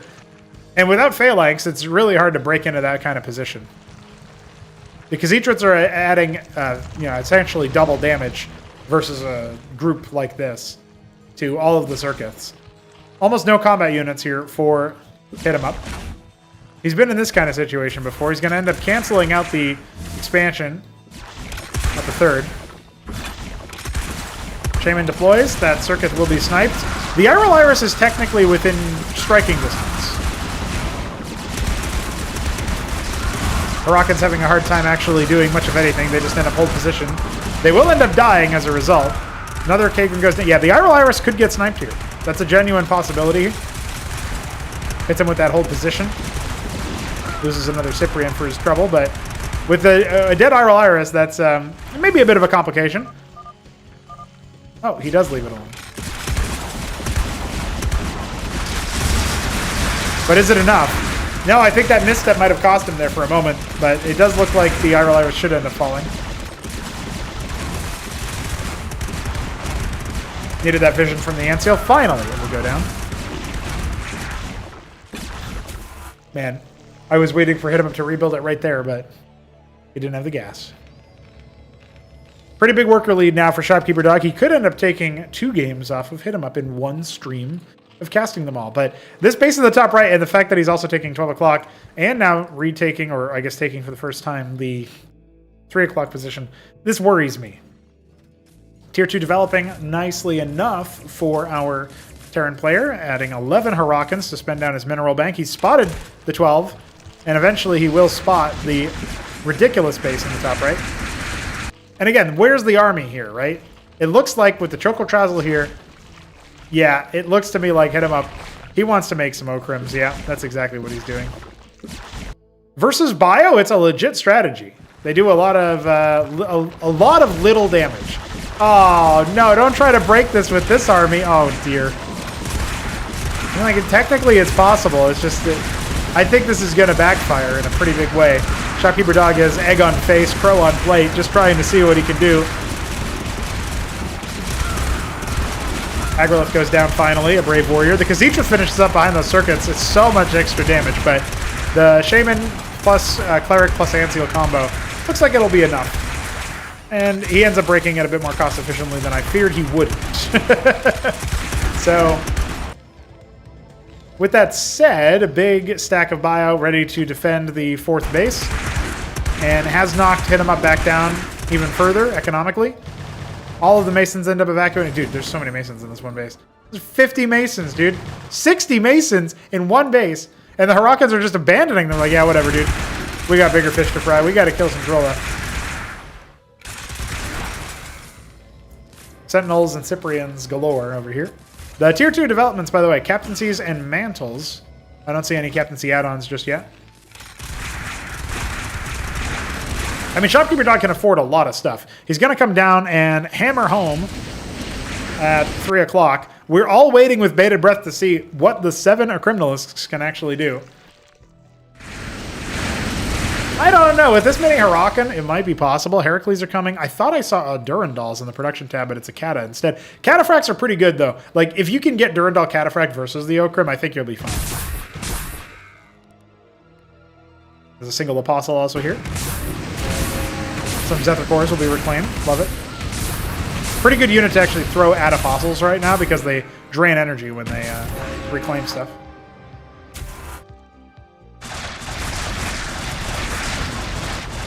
Catching a couple of the units of the Okrim. I guess most of the damage dealers are over here for hit 'em up, so this could still be a good fight for the Terran, but it's very messy, very scrappy. Stealing a couple of Nathicores is a funny, humorous option. Huracan's descending upon the Okrim. Yeah, you can see the paintbrush of damage is pretty significant there. The Shaman trying to counteract a good number of it, and it'll be successful. He ends up deploying.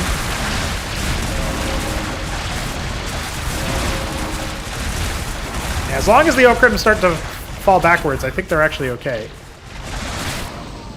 The Nathicores that were reclaimed are slowly but surely killing everything. Yes, the Okrims will die.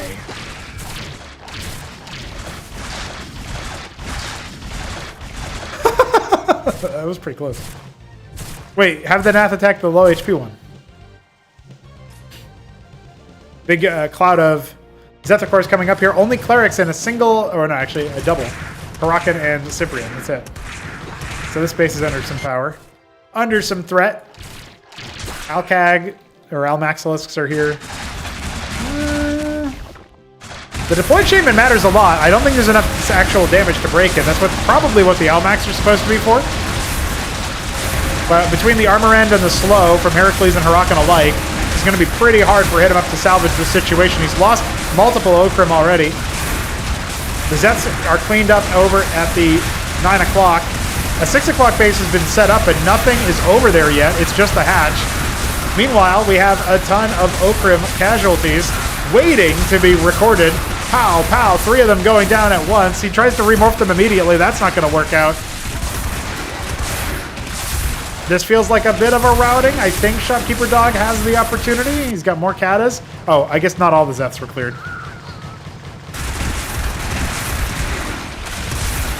The counterattacks were a good idea, but the Okrims only move so fast. I don't think they're going to be the ones doing the counterattacking.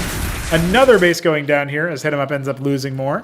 He killed a couple of his own circuits to let his Okrim out, but I don't think he's going to be able to do much from here. He's got 1,800 gas and no minerals. Okrim life. Kagralisk's on the way. Yeah, I guess you'd go for that.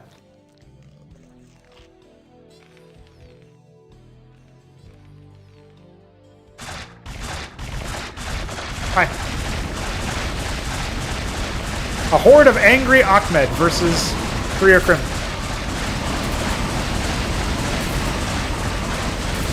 Meanwhile, 6 o'clock is dead.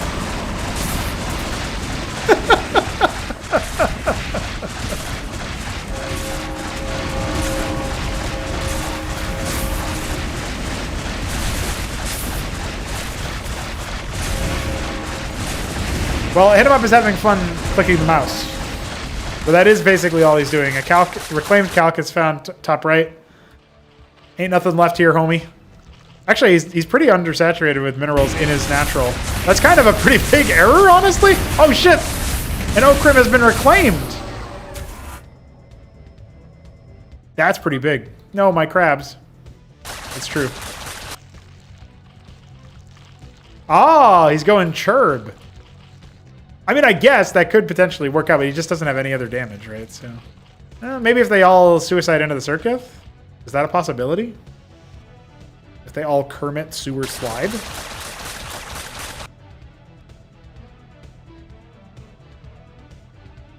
Did Red Letter Media actually make that up?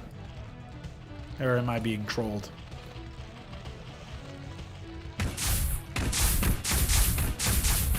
He takes to the high ground. He waddles up to the high ground with his Pr0nogo, and he will make ready to descend upon his opponents with Plague. There is one Shaman here to try to heal that, but it's not deployed, so range is a little bit limited. The Plague starts to spread. The fields are gory and red. I think most of the circuits did get cleared. I don't know if this game's going to end this year. Much tougher than he would seem.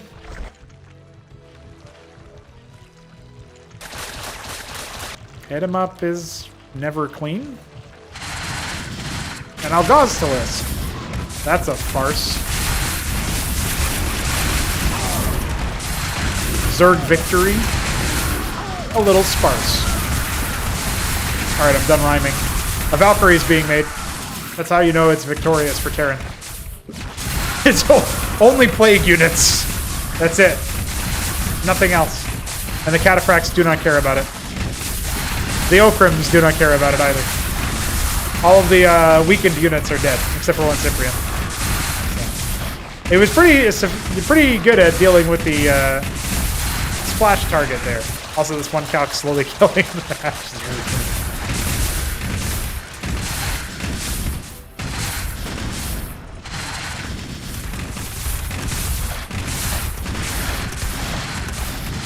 I also don't know who Enoram is, but that's apparently a new hit-em-up idea.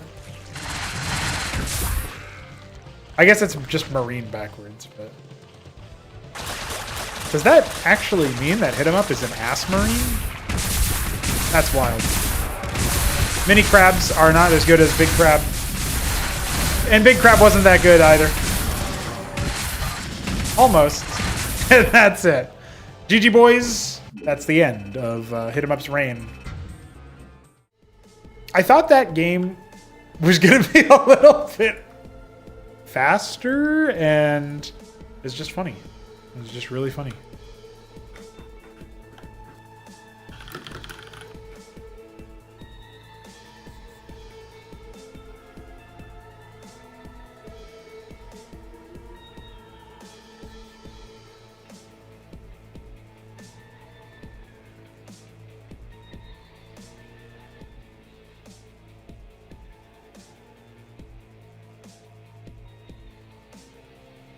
Well, the Chirp does do big damage to crowds of units.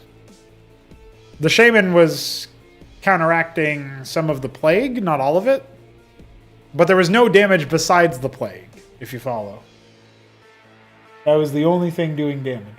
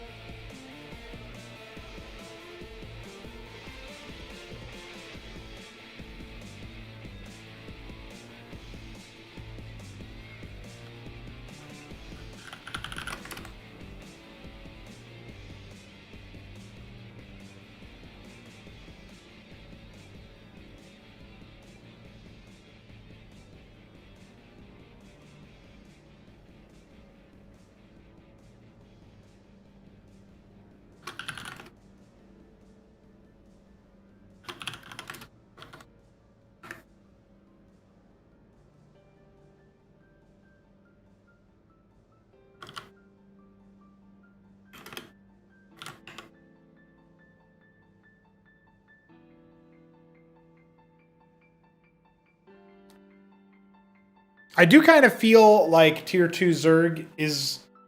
There's two different almost classifications. Some of them are really good supports. Others are definitely more along the lines of...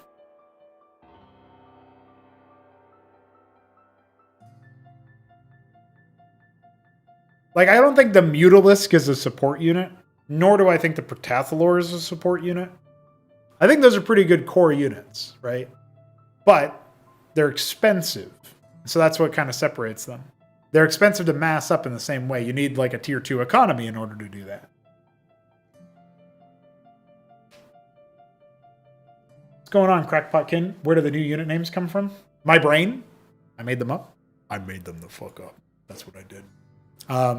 Depends on which race you're talking about, too. The Zerg ones are all because I wanted the Zerg to be unknowable aliens that don't really comport with our reality, at least as far as we understand, like, biology and stuff. So one of the ways to have that thematic be expressed through their character is by having their unit names follow their own internal consistency, but not necessarily be easy to pronounce or use English words for them. So that one, a lot of people bounce off of. They're like, that's stupid. I don't like that. And that's okay. But that's my shit.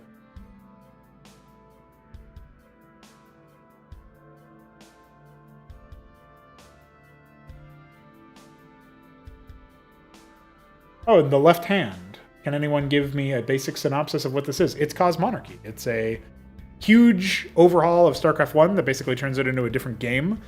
Despite that, we are still using Terran, Zerg, and Protoss. But we do have a fourth race called the Escozi. That's all OC do not steal in my head. It's all from me.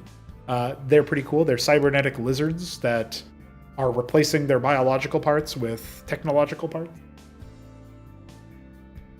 But yeah, pretty cool. And as Helios Burner says, it's a lot of content and units, yeah. So each race has 50 units, on average. Like approximately 50 units per race. That doesn't include sub-factions, because sub-factions have some custom units to them that are only available in either the Faction Wars game mode or campaigns where factions are used. And it doesn't include structures. That is just units, like actual units you can walk around with and stuff. So structures are probably like 30 to 40 per race.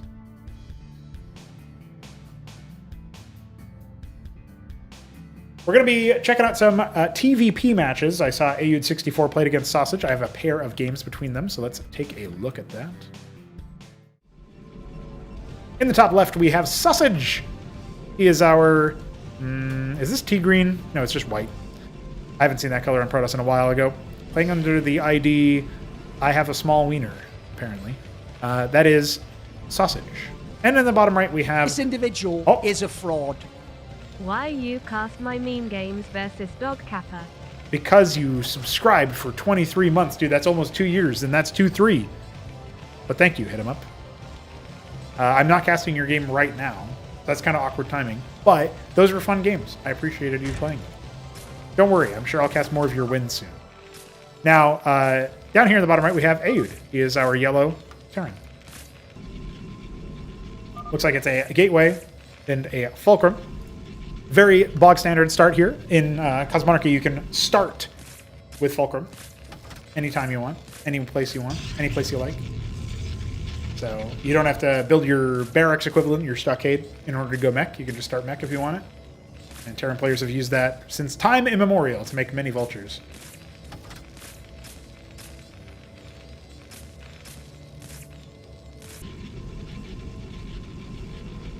With a 2-gate start, I'm sure we're going to see some Dracodons. That's our Dragoon equivalent from Sausage. And I'm sure that Aud, under the ID Capitan Halcon. Halcon? I don't know how to... I'm pretty sure it's supposed to be Captain Falcon, but in South American. There you go. I don't know why that's what my brain decided to call that language. Spanish. They all speak Spanish. We don't have that many Brazilians or Portuguese people, but that's a little bit more expected. We don't have a lot. We have a lot of South Americans, Latin Americans, but not a lot of Brazilians. It's kind of interesting.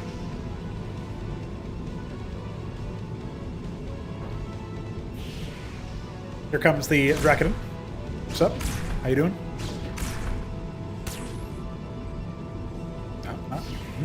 Zapped. So one thing that's pretty notable about Cosmonarchy, I would say, is that we don't have damage types anymore. So if you think about like the Firebat and the Ghost in StarCraft 1 doing light damage or concussive damage, so they only deal full damage to small units. That kind of thing is out of the window. Instead, we just have damage and we have armor. And we have armor penetration. And so the Vulture deals, technically fires 2 grenades instead of just 1. So it actually deals 2 by 10 damage, 2 times 10 damage. So that still deals the full 20. But that means that armor double reduces them. So the 2 armor of the Dracodon is going to reduce that by 4 because it's reducing it twice. So that's how we keep the Vulture in check as a comparison point, since the Vulture dealt concussive damage as well. And that's just one example of one of the big changes. The other big change, of course, you can see one of the other big changes is that the lobotomy mine exists instead of the damaging spider mine. But that allows the Vulture to have it from the word go. You don't need to research stuff in Cosmonarchy, you just have it. Cyclops are starting to be made. Okay, interesting. We actually haven't... We've seen a number of mech games from Terran. Even in Terran versus Protoss today, we've casted a bunch of matches today already. We haven't actually seen Cyclops. Not even for a drop or anything, which is one of the commonplace times that you're going to see them. So that's I like that as a strategy. We're going to have to see if Aoud can make that happen, our Terran player here. Sausage is a Class 2 regular, a player who's regularly fighting between the upper ranks of Class 3 and the lower ranks of Class 2. It's always interesting to see him take on some of the bigger dogs. He actually made his debut in Acropolis 3, his Acropolis debut, into the Battlement stage, and he did upset Aoud, the returning champion. Ended up taking a game off of him using a pretty nifty Mind Tyrant strategy. After that, Aoud just locked in and was able to pilot the rest of the group to a victory, but it was still pretty cool to see. Now he's got himself 7 Cyclops.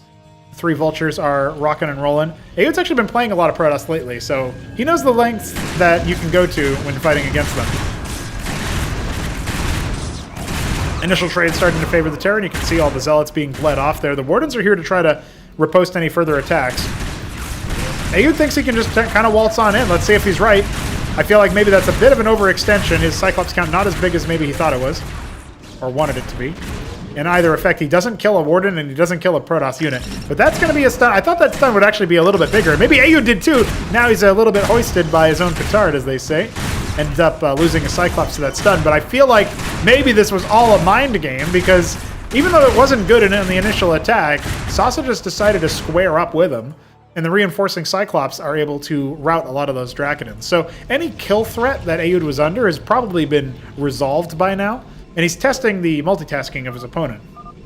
Looks like a brief pause. Witness inside the main base, by the way, providing some information. And even though there's not a single Mason there at the natural, the 3rd base goes up on location.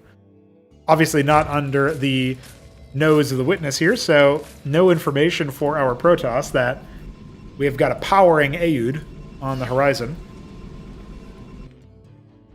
Aoud is probably the most decorated player that we have active in the community right now in terms of Acropolis results. Acropolis, our primary tournament here, our what would you say, our premier tournament for 1v1. We've had Acropolis 1, which was championed by Nebline over the Shambler in a 4-0 grand final. It's a best of 7 the grand final is. Every other match in the playoffs is a best of 5. And before that, there's a group play that I mentioned earlier. Aoud managed to come into the second Acropolis, which was obviously more competitive than the previous one, and he met Nebline in the grand final there, and then was able to win 4-1 in a pretty one-sided grand final, all things considered, albeit maybe less so than the first one. And then Aoud managed to get to the grand final and was 1 game away from beating Hit-em-Up, who did win Acropolis 3. So in all cases so far, we've had the returning champion get back to the grand final of Acropolis and then lose. So I don't know who's going to beat Hit-em-Up in the grand final of Acropolis 4. Maybe it'll be Ziki. Maybe it'll be somebody else from the StarCraft 1 scene. Maybe it'll be one of our homegrown heroes. It's hard to say. I'm still waiting for the Mystery Me comeback, you know what I mean?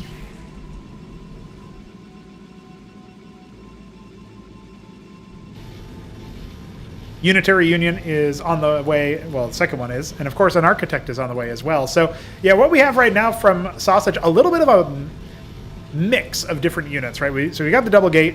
Could have more production on the basic units. You can see he's floating a bit of money now and hasn't been able to clear out and break out into a third base yet. The Zealots are going to be really screwing with the Cyclops in the midst of all of this, by the way, because the Cyclops leaves behind a delayed projectile that deals damage 2 seconds afterwards. Look at this! Little Vulture run in. So it does take 3 Vultures to kill a Scribe in Cosmonarchy. Workers have boosted health by comparison.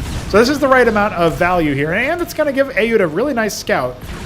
Long-range shots there from the Architect, and a Warden will defend the workers in the mineral line of the main base, so no worries from Sausage. He ends up just losing a small group of them. But it does take away his timing, right? Like, his military came all the way back. He didn't end up staying out on the map, and he's only got to show for himself right now distance mining from this reservoir. So you build structures on top of the geyser, and it increases the gas yield, right? You see this is the Sedent, basically makes a Vespine Ridge, which is like a mini geyser, the same yield as a basic geyser.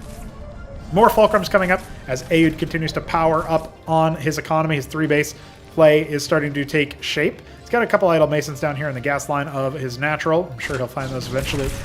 And Sausage is out on the map. He's got 1 Architect to his name, though, and it's not the greatest of choices to walk out and get that owned. So he's got to be careful. That is a really important unit. You want upwards of 5 to 6 of them pretty soon, and, you know, of course, if you can get up to double digits, you're sitting pretty, but they are pretty good artillery units. Bit of an attack wind-up, as you can see there, and they don't end up shooting since there's no target left over once the mines get cleared. The bottom 9 here. More than capable of dealing with that. And a pretty big wraparound for Ayud's army. Going to bisect any reinforcements. Oh, that Architect is all by himself. That's an easy jump on. Now Sausage is in a lot of trouble. He's adding more production structures as we speak. But this army could get destroyed before he has any chance to really link up with reinforcements that are yet to be warped in. The Fallen Ecclesiasts give a short-lived speed boost to the Protoss arsenal, but I don't think it's going to be nearly enough as the Matadors surround it, and all that splash damage comes to fruition from the Cyclops blowing up the stack of Protoss army. I mean, it's just down to the macro. He's had so much more resources piling in, drinking in all that money from that third base for a much faster time, as well as his natural being faster than that of his opponent, it has to be said. And all of the distractions that he did, all of the little taxing that he did, with a much cheaper army, it has to be said, for Cyclops, Vulture, Matador. These are not expensive units by themselves. Meanwhile, Drakken's more expensive, of course, out of the gateways. Architect's more expensive, very much so. Ends up losing 2 of those before he can attain a critical mass. He's got 3 unitary unions. He's making only Architect. His natural should likely be cracked open, and some units have even peeled off to take down the third base, at least guarding it so that workers cannot harvest anything from there. The extra gas from that base up there at the 1 o'clock should have been a little bit of a difference maker, but it was never going to make up for all of those extra resources gained by the faster third base. So a little bit of reliance on that early damage that Ayud did seems to have given him the carte blanche, the blank check, to make it into a very favorable mid-game. His army is going to get sacked here. More Vultures coming up to clear the Warden. Scribe being pulled on to the front lines. We still have worker parity, by the way. And remember that Ayud is up against a lot of Architects, a lot of Unitary Union units can and will be made if we ever see Sausage get back up onto a proper setup here with his mining bases. He can throw down a Crucible, increasing the training rate of all of his Unitary Unions, and he can get a really deadly stack of Architects. As we stand, he has 6 with 2 more on the way. 8 Architects is no laughing matter, no small feat. Can't just turn your nose up at that and say it doesn't matter. Matador's pretty good against it, has to be said. Vultures can also lay those offensive mines that we were seeing. Never ended up finding those 4 basins in the gas line, but tier 2 on the way now for our Ayud 64 Terran. Our Capitan has managed to get up to tier 2 and realizes he needs that in order to secure victory. He could also be going for the Palladium add-on, the Machine Shop. The Scrapyard is what allows him to make Blackjacks, a unit we haven't seen yet, and the Matadors. But he does need that Palladium add-on if he wants to make the all-loved Phalanx, our siege tank, in Cosmonarchy. It's a very important unit for, obviously, laying siege to places. And if you can get to advanced positions, Architects have a hard time actually ranging into them. Base number 4 being made by Ayud, and it looks like with tier 2 on the way and no Palladium in sight, we are just going to end up seeing maybe a starport spam, try to get down some air units or something, but whatever the case may be, he's going into a different route to deal with the Architects. Diving forward with his Matadors, he's going to try to deal with those initial rounds of Zealots, and honestly, not a bad idea. He even sends a few Matadors out ahead, whether it was, you know, intentional or not, still ended up resulting in the disengage that he needed to pull back and figure out what's coming next. A Witness is here. Does he even have anything that shoots up? I guess the Cyclops do, yeah. That'll be fine. I wonder if he's eventually going to stumble upon these units as he saturates his 4th base. Vibrances have arrived. I don't really rate them too heavily versus Terran, but they are permanently cloaked until they attack. That's how cloaking works for Protoss in Cosmonarchy, is you're permacloaked until you attack. For Terran, the cloak works a little bit differently. The cloak actually works in a funny way. You are permanently cloaked until you're within a few radius of an enemy unit. A 3-weapon range, to be precise. Just imagine being 3 workers away from a unit. So that's how Terran cloaking works, but we don't have any Terran cloaking units here. Oh, this is a pretty nice spot for Sausage to collapse onto it. His Architects ranging down from the high ground. Even some Zealots wrapping around to try to frustrate that incoming enemy unit pathing. Captaincies are on the way, but I'm looking at this thinking, damn, okay, Sausage might have had a nice opportunity to rout here. He's down by 2 bases, so he needs to make something happen right now. Apostles on the production tab. We got Vultures and Matadors coming out as well. This is going to be a great opportunity to introduce a different sort of mechanic to the audience here, especially if you're new. Welcome. The Apostle is a Reclaimer type unit. So Reclaimers work by taking corpses on the ground, and if they're fresh enough, they can raise them, convert them into their under their control. So you think of it as like a mind control for a corpse, while also raising them from the dead. It's not magic. It's a DMT, actually, in lore, but that's it's not the same kind of DMT as you don't eat the frog, guys. Don't eat the frog. That being said, we will have those units out in front. That's the Apostle right there. He is ready to rock. A more defensive Reclaimer. It reclaims units around it at the cost of its energy every time it attacks. So you're going to see him drain a few energy bars in order to raise units that have already died around him, try to sustain a bit of a force multiplier. You saw earlier, just now, Ayud actually detonating his own mines. You can do that, forcing them to destroy themselves in order to clear the way so that you don't get stunned by your own mines. Something that is worth doing, in my opinion, every now and then. Analogs have arrived. When you attack an analog, they retaliate with their own strike to it. I think technically that means that if you attack an analog with an Apostle, the analog will reclaim something, but I could be wrong about that. That is technically a weapon interaction, so it's possible. This I don't really like as an engagement force from Sausage. His units are split in multiple angles, and the Architects are busy up here. That's where all of the Apostles are trying to reclaim units around them. Not so many corpses nearby, though. Coming in from the south, that's where there wasn't nearly as much effort paid by the Architects. Even the Unars trying to single target damage. He needs more crowd control. His Sicilian count is so low. That's what's going to deal bounce damage, but it is not nearly sufficient. Most of his forces busy attacking up here. Doesn't really look like it was quite enough, and he couldn't mulch through the Vultures. Typically when Protoss are fighting Apostles, they've got Pariahs for splash damage. Maybe, dare I even say, Obtectons. But there wasn't any splash damage here.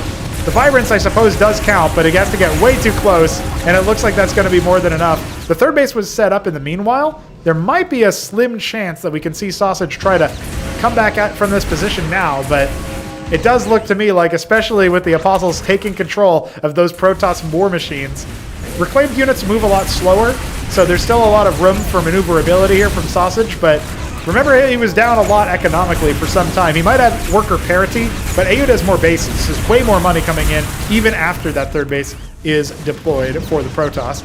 A Demiurge is on the way, but that's not the right kind of unit. Get some salt in the chat. And honestly, I really feel like he needed some splash damage there.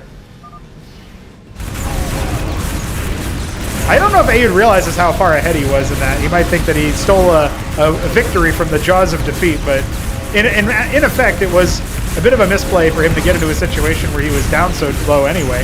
Great fight initially from Sausage, where he had all of his Architects up here, but now we're just kind of seeing the fireworks. Well, it has been, the gauntlet has been thrown down. Shopkeeper Dog should just be making Apostles. GG, I guess. Well, at least he typed the GG. That's what matters, you know? He's got his Demiurge. He'll show his big Robot of Doom right before the end.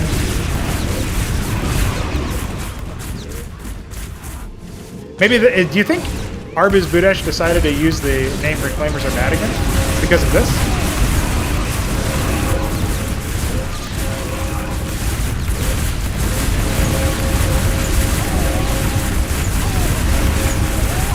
I want to see the Protoss versus Terran where Ayud lost to a Reclaimer. That's what I want to see.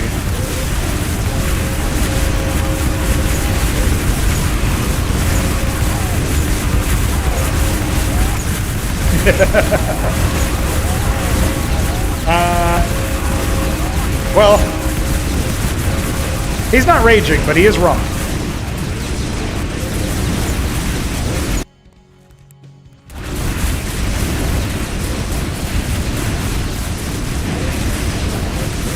Hit him up says vibrances are great. Ah, I'm winning Acropolis 4 thanks to the power of fixing Unity. Okay.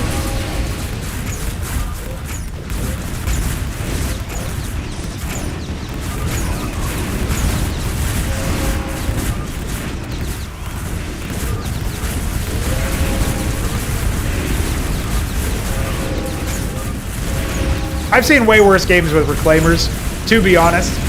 Obviously, they were games where they were the old Reclaimer style, so they weren't quite as powerful.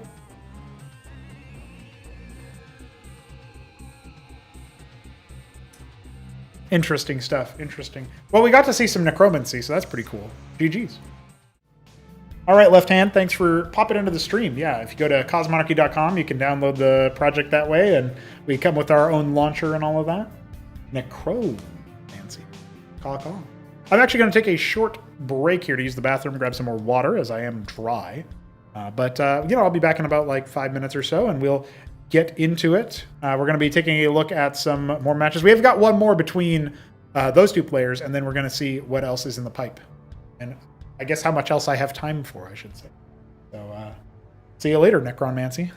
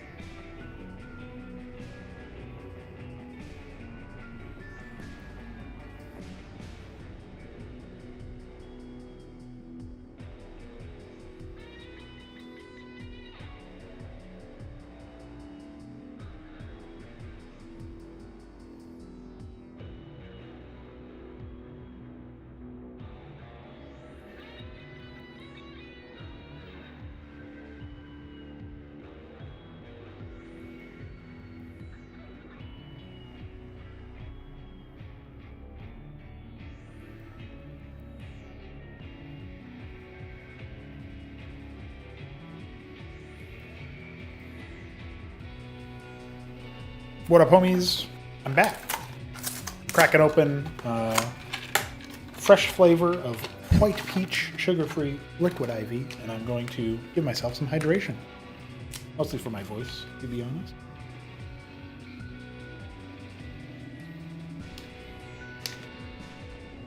One of the reasons why these like solo cast streams can be so demanding is you got to talk for a lot, very often, the whole time. So, got to keep yourself hydrated.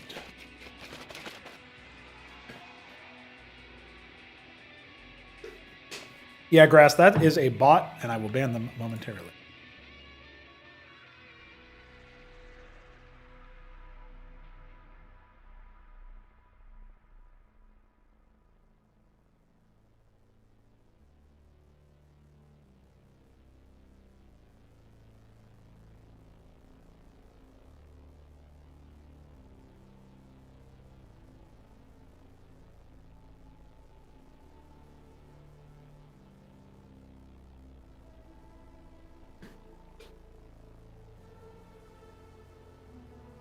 Oh shit! Good luck, sausage. Make your own pro soundboard and press button. Yeah, there you go.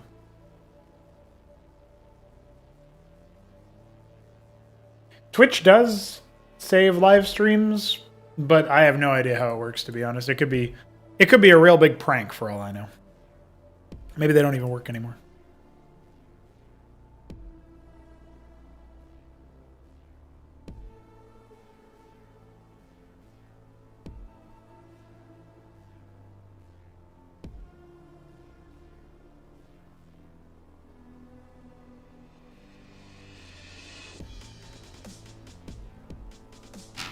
At least I remembered to hit him up back his Acropolis 3 champion role today. I was like, wait, shouldn't he have that? Indeed, he should. We're going to Impulsion for our next game between Ayud and Sausage, and then we're going to be seeing what else is coming up. I think I'll probably cast for another half hour, and then maybe we'll just kind of shoot some shit, talk about some goals that I have for development, cadence, and all of that. Have a little bit of a wind down. You had to reclaim it. Well, maybe that's why. Could make some sense. Ladies and gentlemen, it is time for Ayud64 to take on Sausage. We've got Ayud down here in the bottom right as our Blood Terran. And in the top left we have Sausage as our white Protoss. Do you bleed? Or are you white? I don't know. That's the end of my color analysis. We've got what appears to be a Fulcrum opener here from Ayud. And of course a Gateway opener here from Sausage.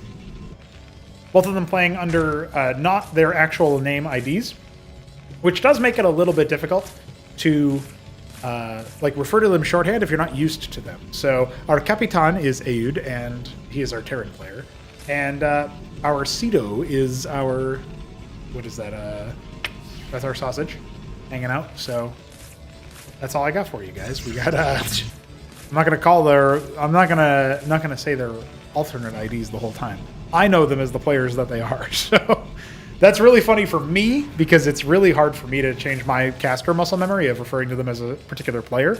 But for the average user who's just like watching this and doesn't really know the players per se, they're gonna be like, "Who's Ayud? Who the fuck is that?" Yeah, it's the red guy, the blood Terran. There you go. Now you know.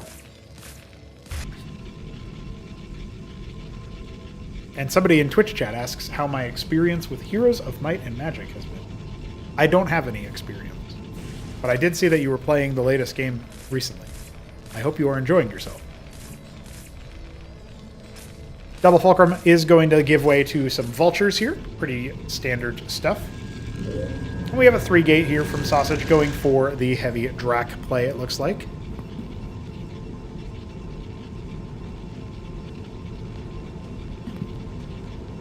I feel like with the double Drac, it's a pretty good start to a build, but you do eventually want Hierophants, at least like 1 or 2. You can tag individual Vultures, slow them down with the on-hit effect, And you'll be pretty good to go to actually range some of them down and make it costly for them to run in on you. It's a pretty big shift, actually, in terms of what the Vulture can do. We'll see if Sausage ends up leveraging any of that, as he expects Vultures, and eventually we'll see them. But it's just a lot of Drax being made right now. This actually reminds me a little bit of a build order he did versus Ramen in series play. I believe it was in a Tribunal. I could be wrong about that. Either way, it was a match on Punch Drunk, our port of Knockout. And I think it was cross-spawn. He did Atreus play and tried to kill Ramen that way. Wasn't successful, but it was a pretty cool idea. If you did like Drac Atreus against the, pre-tank timing Terran. I think eventually Phalanx came and it was a little bit too hard for the Striders to do much at that point, but I liked the idea. I think there's play with that.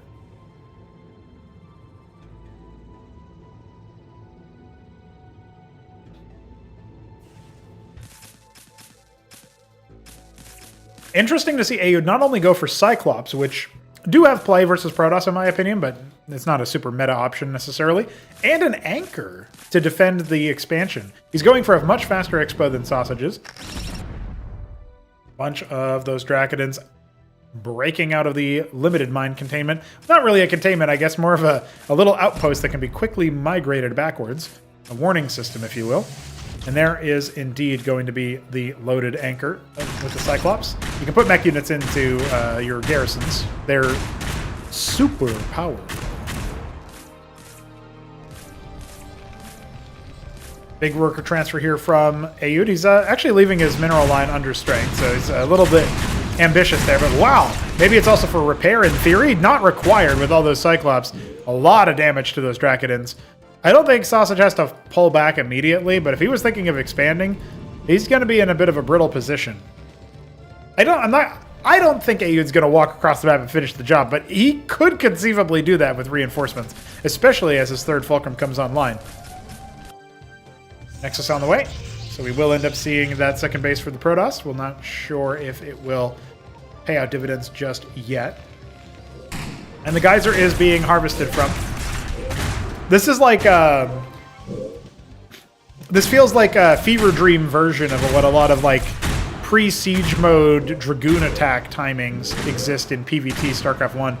Just trying to range down the Anchor. We got Masons on repair duty, or SCVs as they were. Try to range down the bunker, I should say. Sorry, I don't remember all the old names. I love running a Draconin directly in to try to eat some of the shots. It's friendly, unsafe splash damage. So almost breaks the Anchor there. A little bit of a misfire on the targeting. He should be able to dive back in because only one Mason is even bothering to do anything about it. That repair should be pretty easy to obfuscate. You only need like one salvo from all of these Dracs, but Aoud gets ahead of it, moves his Cyclops up around, and it doesn't look like something that Sausage has even clocked how low that Anchor actually was. Kind of the cornerstone of this defense right now, because it's really hard to break through 350 HP for these Dracodons. Cyclops gets rallied to the front. Almost dies. There you go. Yeah, some miscontrol here from Sausage for sure, but it looks like he's still able to try to break through and move a little bit further forward. He's trading a ton of his units there. Zealots have sauntered onto the field, but the Anchor is fully repaired now. Might be a little bit too little too late. He's only been producing off of the 3 gate, left one Drac at home. He's trying to get a little bit of a split going. And now here come the Zealots. They're going to try to range down these Cyclops, and they're taking a lot of fire, getting a great surround. Nice little bisect there, making sure that those Cyclops aren't able to group their efforts onto one target. And the Anchor will finally go down. Just imagine, guys, what would have happened if that Anchor had gone down a lot sooner. That attack would have been way more deadly. Nonetheless, the Cyclops are now jousting with the Dracodons, and they're very bruised and battered from all of those Cyclops shelling. Oh no, the rally! The paintbrush of doom! Well, that just triggers Sausage forward, apparently. Not his finest moment there off of those 3 Drac rally. Don't throw good Dracodons after bad. Double Grand Library is the scaling factor for his economy, or his military. Triple, in fact. Yeah, it makes sense with the money that he's got. He's got to put down a 4th one and everything.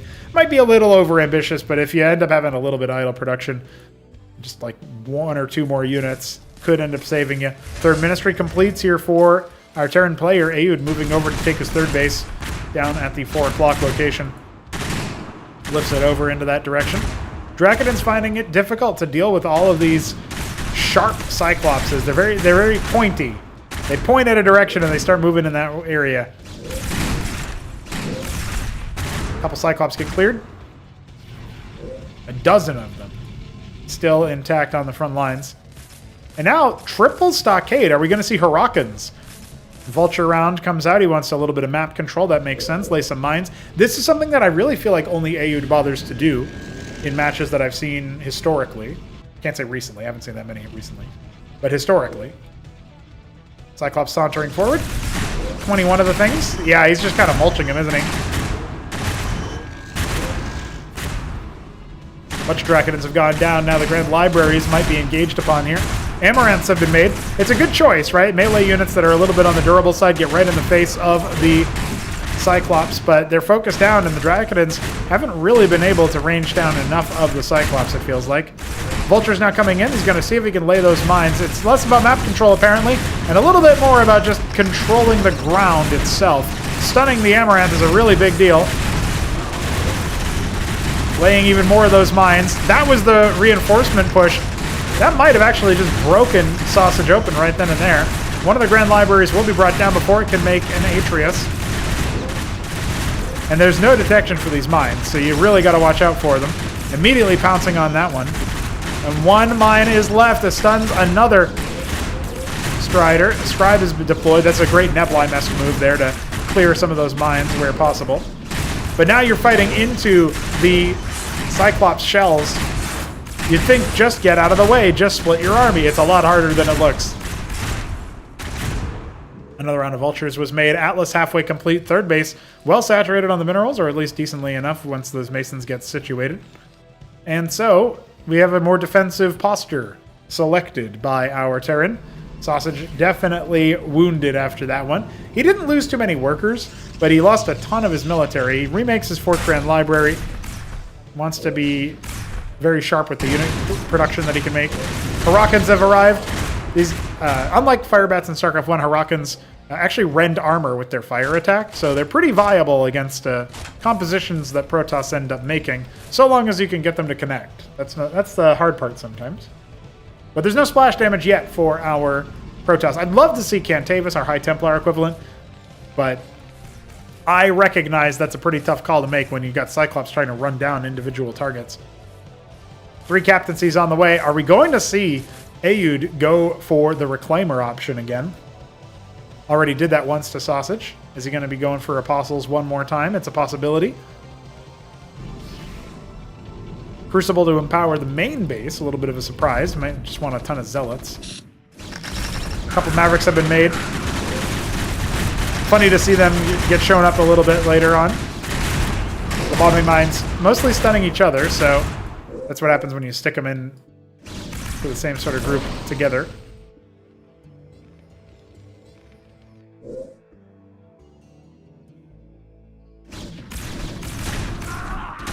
Yeah, 11 Dracs, only a few frontliners, and they end up getting stunned anyway. Doesn't feel like, unless Aoud keeps walking through his own Cyclops shells, it's really hard for the Terran army to get cleared. And yes, indeed, 3 Apostles are on the way. Well, he knows what he likes. Had the economic advantage pretty much all game long. Faster natural, much faster 3rd base, and now a 4th base before the 3rd is even complete for his opponent. All off the back of his initial aggression with the Cyclops, something that Sausage didn't quite itemize for or repost. Maybe earlier Zealots would have helped, but I recognize it's a hard call to make. I think he was sending an exculpatory Dracodon out there, see what he could find, stir up, and maybe do some splash damage with, but what he needs are pariahs, and he just doesn't have them. Maybe a ton of Zealots would help. Cantavis now being made. I think Cantavis actually has a lot of legs versus something like an Apostle, but you need to be able to have like 3, maybe 4 of them. Stim Mavericks coming out as a mid-game little DPS spike is an interesting choice. The Hierophant's been taken over. The Cyclops Shell's kind of working counteract against the Apostles, so not the greatest choice there when you're trying to advance forward with them. Apostles having a hard time actually reclaiming too many units in the process. But again, where's the splash damage, right? That's what the Cantavises are for. Only one of them has hit the field so far. We got 2 more in production. Sausage might still be able to clutch out something here. If he can get the storms cast in the right positions. Looking for it. That's a pretty good spot. That's going to storm a ton of the units there. Unfortunately, it looks like his leash range ran out. You're channeling the storm. So it does end up working well initially, but he can't get the storms onto the field. The Draconins are in the way. He has to move in a little bit closer. That's going to put him in a weapon range of a lot of the Terran arsenal, but those storms are stacking up. They do deal reduced damage the more storms you have in the same spot. It's diminishing returns. Oh, wow. An Apostle got leashed in, but Sausage doesn't fight back. Doesn't actually snap the neck. He goes for a Unitary again. I really think he needs, like, some kind of splash damage that's more reliable than what you can get out of a Unitary. I think a Cantor man beats this really easily. I think you go for, like, 6 a Cantor. The Apostles are just reclaiming the same units, and then they're out of energy. Pretty simple stuff. Let's see those storms, though. Might still end up having most of the impact that he needs. Yeah, look at that. Storming right on top. Another recast for more storms. He got 4 stacked up in the same spot. Apostles are getting cleared, but they're trying to get themselves back into winning ways. The Atriuses didn't get pulled back on the other side. A Vulture raid on the 3rd base. Ayu just mincing him from that direction as well. And laying the mines to slow down the reinforcements. Every worker is going to go down just about as the Vultures fly away. Everybody else is here. That's a humongous set of storms, though.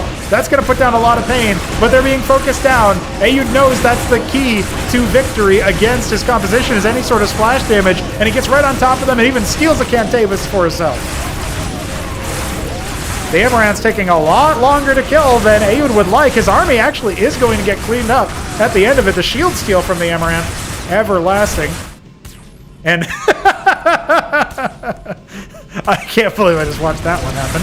Vultures and Madcaps have arrived. They're going to try to break through what they can, but the storms are being cast out nicely enough to pepper down those infantry and those motorbikes, if you will. Hover bikes. Some good mines, though.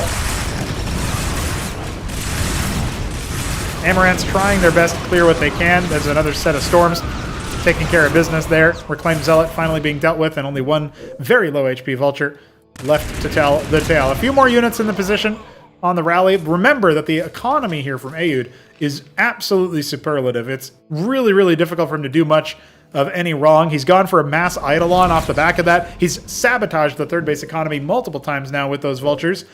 And even though his Apostle Gambit didn't quite work out, well, you can't do much about that, can you? The Cantavis gets sniped right then and there. He's only got 2 left, and his storms have to be defensive to prevent the enemy Terran from engaging onto his units. There's nothing else coming off there. He has to call GG off of the rotations, and Ayud has been able to clutch up. His Eidolons not even being able to reveal themselves. GGs have to be said, but I will say we did see a little bit of maybe some hope there from Sausage on how he might go about dealing with that. I still think a Cantor owns. Maybe when the Eidolons come out, it's a little bit harder and you need to start worrying about pariahs and the like, but we're going to have to see.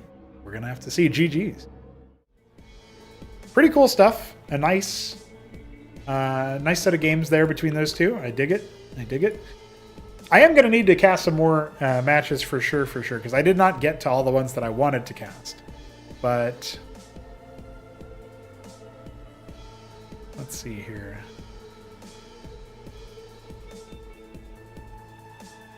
All right, we're going to take a look at a match on Magnetron between Ayud and Hit 'em Up. Hit 'em Up Ayud. Rematch of our last Acropolis final. Always a good one. Played on the 7th.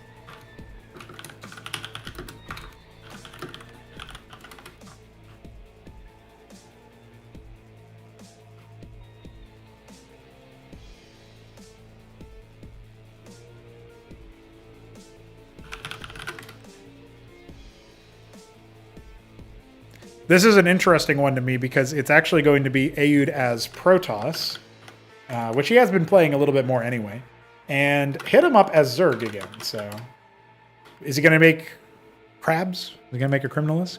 I don't know. But I would almost say this is Ayud's off race against Hit 'em Up's off race. Even though hit him up, I guess he'd probably say his weakest race is a SCSI right now or whatever. He's still figuring that out. But maybe not. Maybe I'd be wrong about that. I don't know if he would even acknowledge he has a weakest race. All right. Hit him up is indeed manly. Marine backwards. Classic move.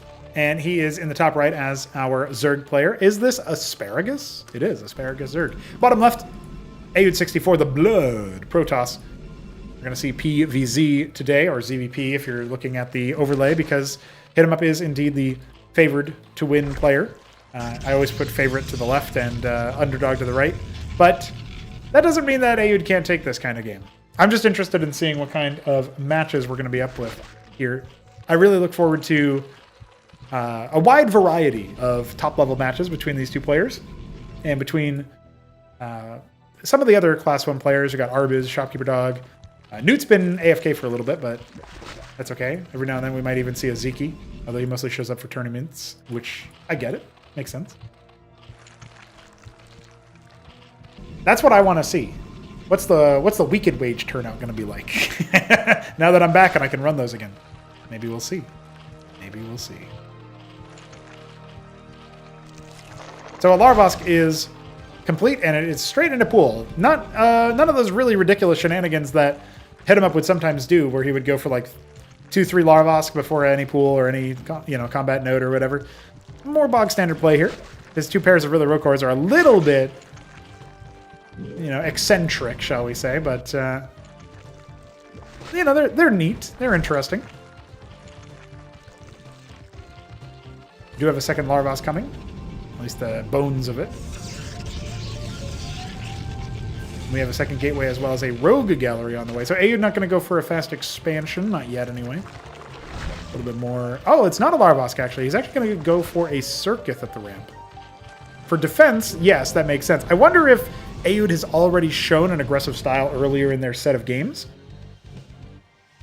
Or if this is just Hit 'em Up saying he needs to be somewhat quick. He's going for an Agrolith. Guys, we saw Hit 'em Up use the Agrolith once versus Shopkeeper Dog. It didn't end well for him, but he did a funny move where he drop expanded with the Agrolith.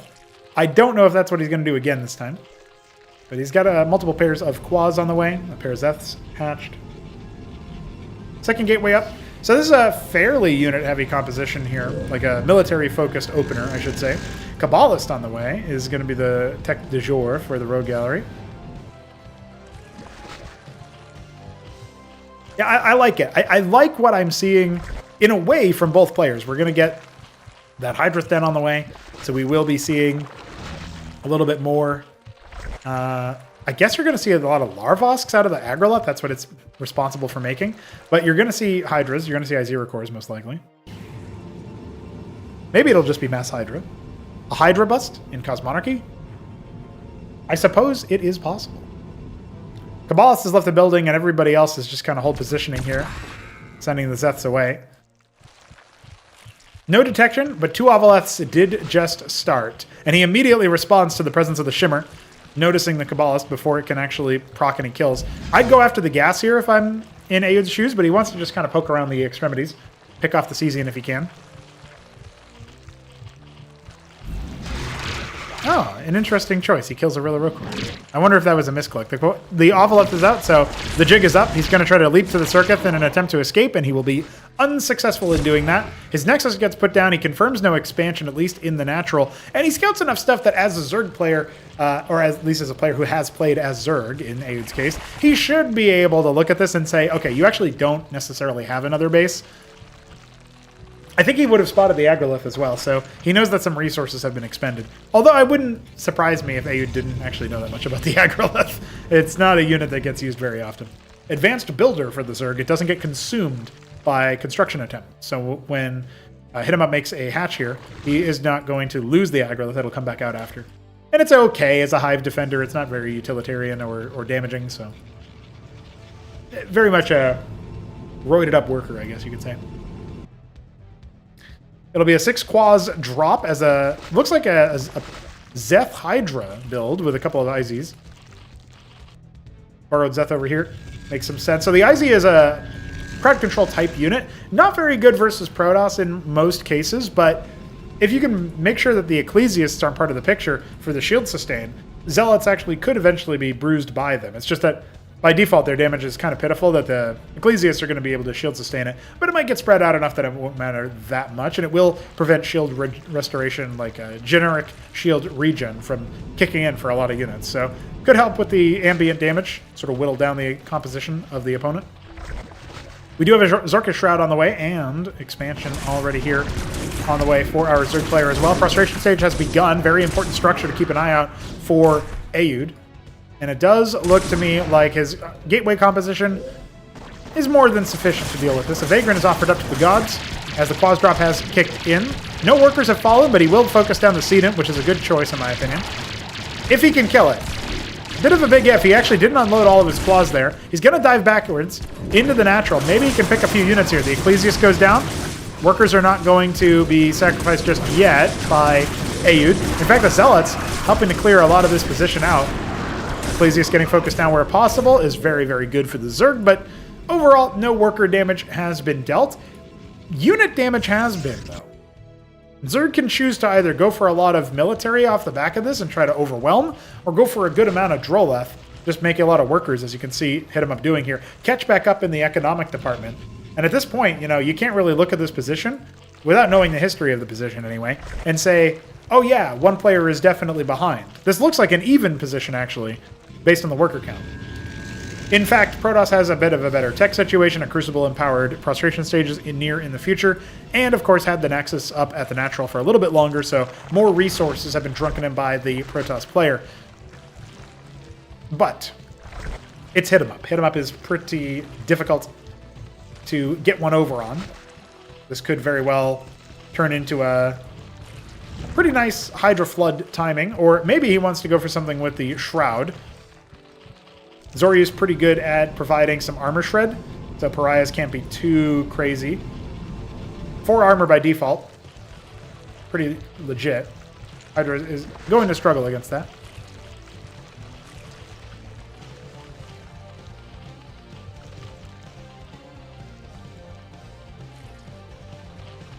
With the situation that we see right now, a Potentate is being made. That's very funny. I don't think that the Potentate is a bad unit, but I'm not sure this is the use case for it. It's really good at single target ranged DPS.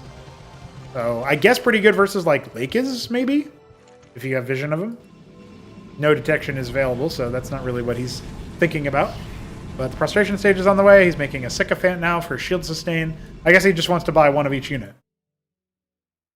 I think it was My Name is Lol who did that once. Legend. Pensender atop the mound in the middle. You can garrison that. It takes it has 10 transport space, so put 10 Hydras in there. Oh no, 5 Hydras because they take up 2 transports. 10 Quads in there. Pretty good. 5 Ecclesiasts in there. So hit him up once to see if we can break this position.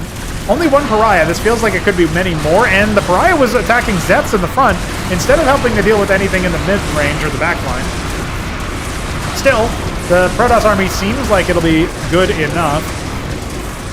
Some splash damage coming out from the Sycophants, but overall, much better from the Pariah. Nonetheless, the front line is dwindling, so hit him up falls back with his Hydras. He keeps most of them alive, and as we see now, going for some Bactyls, more Zoryus have been made and are being made. Yeah, I think he's in a pretty good position here. Going for some static defense at the 3rd base. It's a mineral only on this map. The Obelisk gets hunted down in the middle. And no 3rd yet on the way. It's a lie now because Nexus is warping in.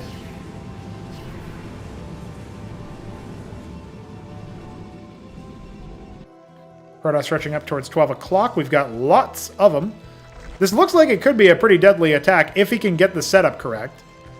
The Hydra Ball is pretty legit. He's got 20 of the things. And yeah, it looks like with the Bactyls coming out in pretty big ways, it's going to bounce out a lot of the Ecclesiasts, and they don't have the armor to sustain the attacks from the Bactyls. Bactyls don't have armor pens, so Zealots are fine, but if you set them on the back line or even the mid-range, it's a pretty hard thing to deal with. Looks like the Agrolith is going to go ahead and expand to the 3 o'clock position, It's an expensive unit. You don't really want to remake it until you're in the mid-game, I guess, in which case maybe it's still not worth it for APM reasons, but I could see people mathing out a position for it. I thought that might have been a scribe, and I would have said, hey, look at that, another base being taken by Ayud. Ayud takes multiple mineral onlys. I really do expect him to put down like 10 gateways. Not happening just yet. Frustration stage number 3 is on the way. He's just going to spam out a ton of those more advanced units. Pariahs, for the most part, it looks like, are going to be heavy on the list. He does want to make sure he has a lot of frontliners, so I dig it and I respect it. But Hit 'em Up's army is looking pretty strong. His third base is a bit faster, so he definitely has more tempo on the Droleth count. More than a bit faster, as you can see, there's only 5 workers here.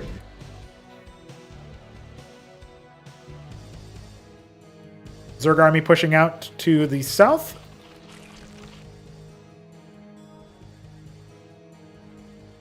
Ayud looking for action elsewhere, but it does look like Hit 'em Up is going to make contact first. And we're entering into potential base race situations, of which would definitely favor the Zerg, more spread out, stretched out across the map. But maybe one player will reveal themselves and force the other into an interesting decision tree here. Yeah, the Pariah is likely to get caught. Some units coming in over here. Oh yeah, Hit 'em Up is going to descend upon this army like nothing you've ever seen before in your life. An almost 360-degree surround coming out from the Zerg. The Pariahs are loose on the south. We've got only one on the east, and he won't attack the right units, so he goes down as well. It looks to me like with the endless stream of Hydras coming on in, that's a crushing defeat for Ayud's army, and that might just be all she wrote. He even garrisoned in the 10 Sender, boys. GG! That's it. Hit 'em Up has taken the game. Very nice, powerful 1-2 punch there with a lot of Zerg units just roving around the map. Hit 'em Up had a more mobile army, easier to split off chunks of too if he needed to try to defend and attack at the same time, and just had a superior position on the map. Ayud struggling to find victory there. Nonetheless, I dig it. I'm glad to see these kinds of games get played. A little bit of a faster one there at the end of our casting section of the stream, but GG's nonetheless. And that means we can just kind of hang out for a little bit before I close the stream down. We've been going for a little under 3 hours. I was expecting that stream for just a bit around the 3-hour mark, so this works out pretty well. I wonder what the matches are looking like in the meanwhile that are being played as we speak. What's going on, Balethal? How you doing? Oh, okay, interesting. There's a TVP I want to cast hold on, maybe. Man, do I cast immediately? Do I cast a game that was just played? What do you guys think? I was gonna just hang out and be like, "Hey, what's up, guys?" But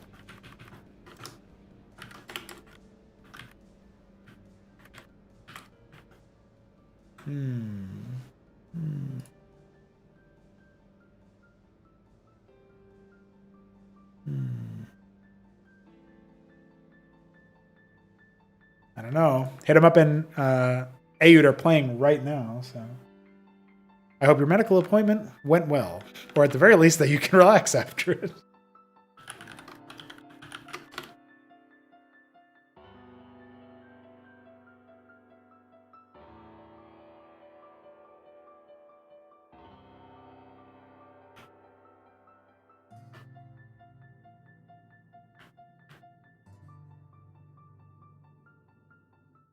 All right, we'll cast one more game.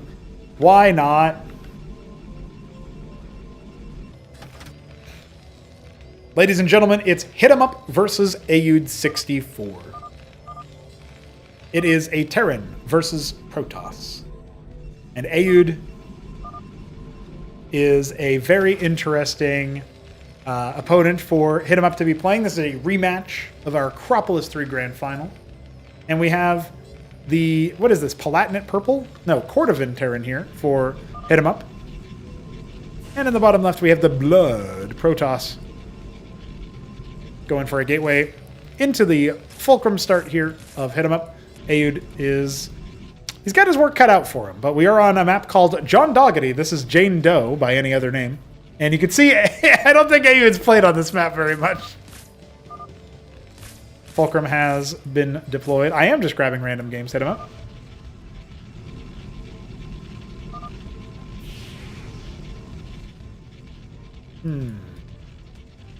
How do I get out of my base? Well, maybe Hit 'em Up will have some interesting strategies on a map like this. I'm interested. What's going on, Myriad? Welcome to the chat. Glad it went well, Baleful. Yeah, always good to see more Cosmonarchy, dude. And now we got fresh Cosmonarchy off the presses. Speaking of fresh off the presses, if this is a YouTube video, you can find a link to the Acropolis 4 Gauntlet stage signups. If you're watching this live, you can't yet, but you will be able to soon. I'll set that up after this stream, actually, after this game. Yeah, poke the Cyclops. Yeah, get him. Yeah. But very important. Very important. Sign up for the Gauntlet. Throw your hat in the ring. See what you can do. It's cool. Oh, I like this. I like the mine laying strategy. That's a good one. Legionnaire moving across the map. We've seen some interesting games in ASL on Jane Doe, so I'm interested to see what John Dougherty has in store for us. It's a Watchdog Scout. I was wondering what Hit 'em Up was going to do with that. Second Fulcrum on the way. I think he's probably going to be aiming towards... if I had to guess, Hit 'em Up is just going to go for an expansion here. He ends up going for 2 Cyclops. Maybe testing the same Cyclops theory. Maybe he's got a different one. Dracodon. Heckle. Yeah, the Watchdog Scout isn't actually going to be able to get too much done thanks to those Dracodons moving across the map. But I guess it slows down the Dracodons from moving across and lets the Cyclops get into position for free. The Witness is going to be revealing quite a bit here.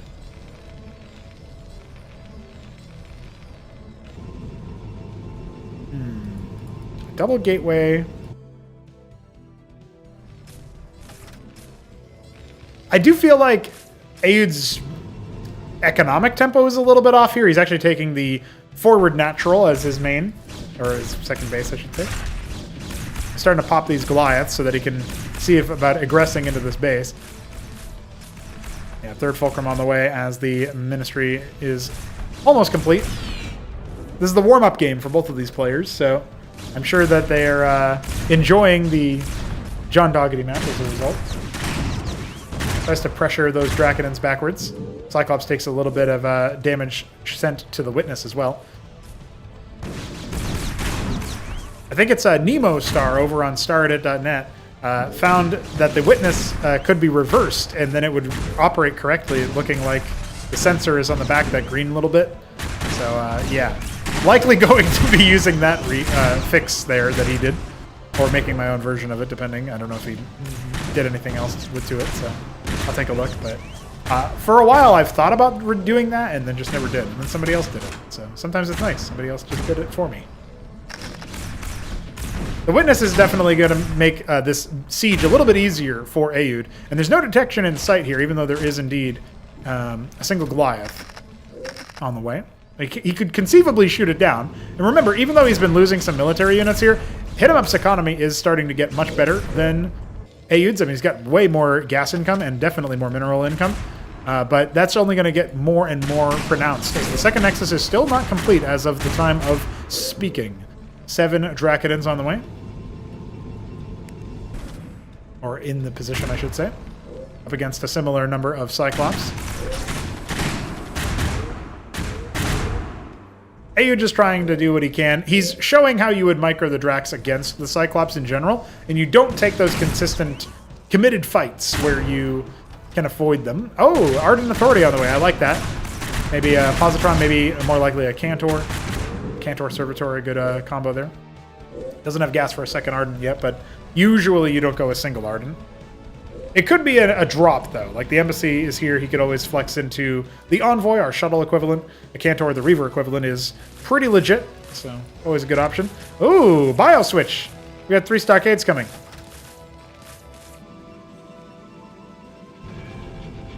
I can't believe I'm seeing a pylon be made in 2026.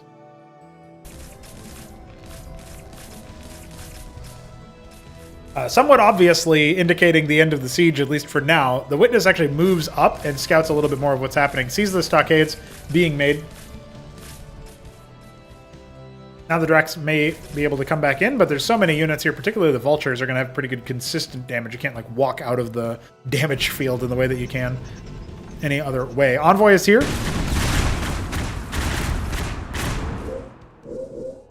I can't remember if I blacklisted neutral ground units from being loaded by your transports. I think I did, but it would be really funny if somebody made, like, an Ovolith and just flew it to your side of the base and then scooped up your Goliath. That'd be really good. Started coming on in. Drax trying to range up the ramp, see what they can do there. And I think, yeah, Hit 'em Up is grown a little bit tired of this shenanigan. He's going to dive forward and just kill every single Drac now. Pretty good opportunity for him to break out of his pseudo-containment that he's been under the pressure of. If AU doesn't realize that there's a back base this whole time, he could get really bamboozled by the fact that this base has been taken. There's no ridge on it, so the gas yield is a little bit lower, but that's not to say it won't be still impactful in some way. Ministry for base number 3 has begun. Trying to get right on top of that. Snow micro from the Acantor, maybe? That's a little bit harder than it looks. Goes for a fadeaway shot. Actually does do damage to the Cyclops. And a lot of melee units were made in the meanwhile. This could get pretty flummoxing. The Goliaths are here to try to range down that Envoy. Ooh, it's so very low. And the Acantor is much healthier besides. Looks like the melee units will be cleaned up here by Hit 'em Up's army. He's even got some Cyprians on the way. Very interesting choice. Almost even breaks down the Witness. If he's not too careful, Aoud could lose that. You know, even if you just send like the Goliath forward and shoot it with your own Cyprians.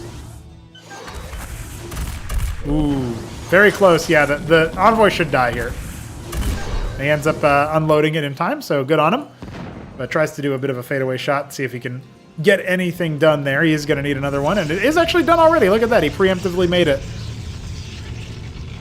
Double unitary union here is the scaling. The Nexus has not started in the bottom left just yet. Oh no, there's a stuck Mason. I'll have to fix that with a hole fixer. Vestry and Covenant with more stockades on the way.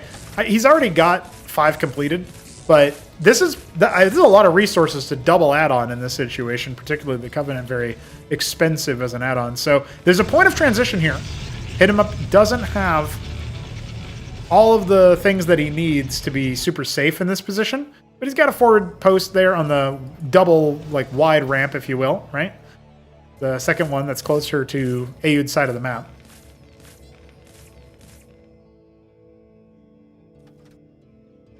Looks like we have a mineral-only base being in our sights.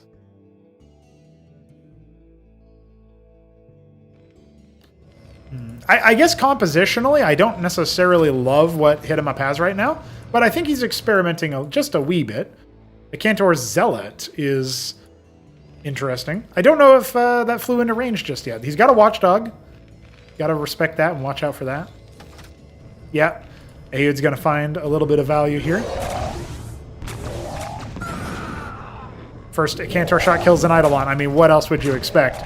That being said, there's not a lot of counter damage that's happening right now. A Scribe that was going to take a base number 4 is shot down. Oh, big worker drill there. It actually ends up escaping somehow. I don't really know how that happened. They're going to go back into the main base, and they're hiding behind the Ministry. Oh, it's beautiful. Give it to him, Hit 'em Up. Let him know you can't kill my workers.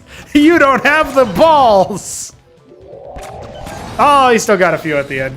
That was really close, though. I really loved what I was saying. If he was able to somehow micro the Eidolons, too, at the same time, he would have saved them. That was really good. Well, not as efficient of a drop as what Aoud was really looking for there.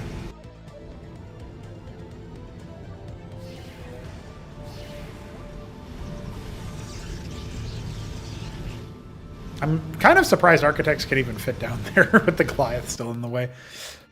So it's Hurakan, Cyprian, Eidolon with some leftover mech units that haven't actually been reinvested into just yet. And a good number of Clerics as well for the healing. We have more Watchdogs being made in the process of trying to secure this location from flyovers. And Eidolon was chasing down an Acantor and got a little bit audacious with its shots. A lot more Hurakans on the way. Yeah, if you have a really good number of Hurakans, like, say, 1,000, or more seriously, like 30, you can actually absorb a ton of those Acantor shots and deal a lot of damage to the Zealots besides. Still some Vultures left over here. Pretty good engagements. Pretty wide, though. Where's the focus damage? The Cyprians need to be able to shred that backline at some point. At the very least, clear the Acantors, because the Eidolons haven't been able to actually connect. Uh-oh, the Huracan count was a little bit too low in the south there, it looks like. Even though the Acantors have been dealt with, the Architects are going to range down the Sips pretty easily. Here comes some reinforcements, mostly Eidolons, but some Huracans coming on through. We've got another stack of units down here. Oh, it's just Vultures. Big stack of Huracans, hasn't been rallied forward just yet. Hit him up trying to fight with what limited units he has over in this situation. And we've seen this before. Eidolons will start to evaporate very quickly if targeted.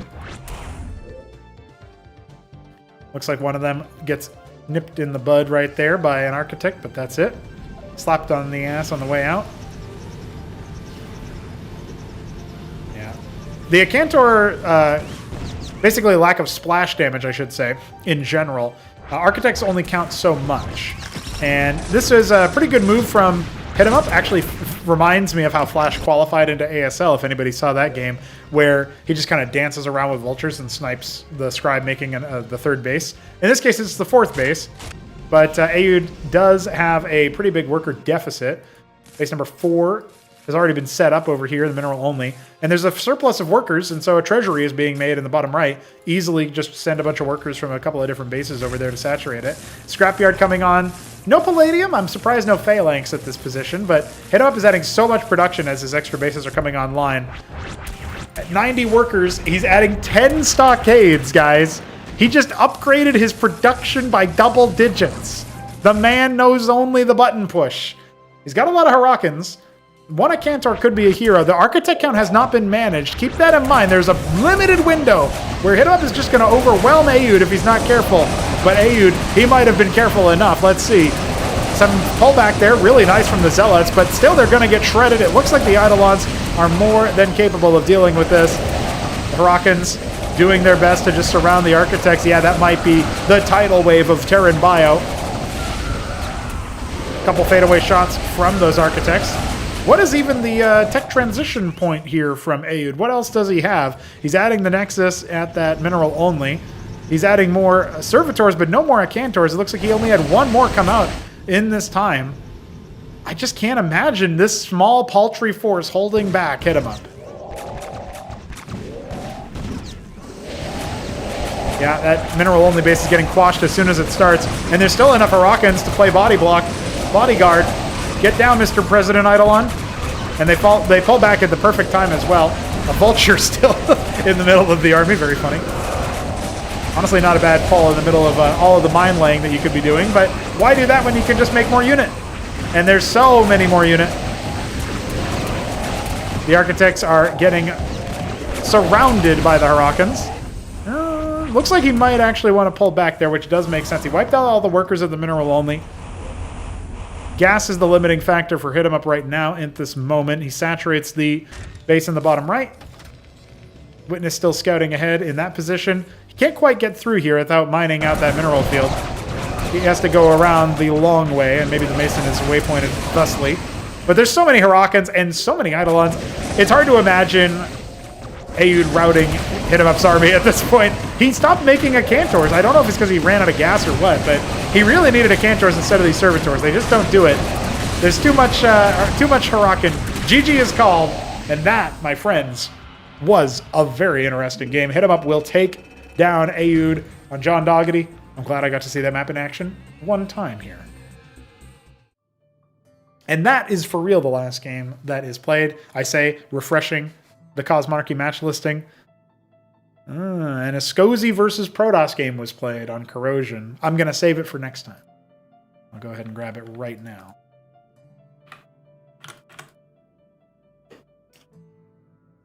All right. So we're basically, I'm just going to chill for a little bit here at the end of the stream.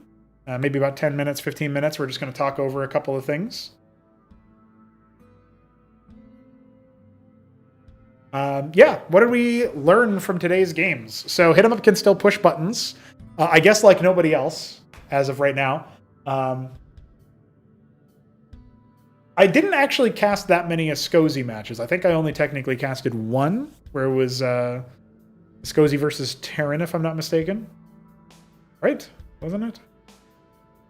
I think so, because it was... Oh, no, it was a Scozy versus Protoss. It was against Arbuz. So I haven't actually casted hit him up against, like, Shopkeeper Dog or Aoud as a Scozy. We will be able to get some of that casting stream tomorrow. I'll do the same thing that I did today, probably for a little bit longer, unless my voice starts to fade. We'll see how that goes.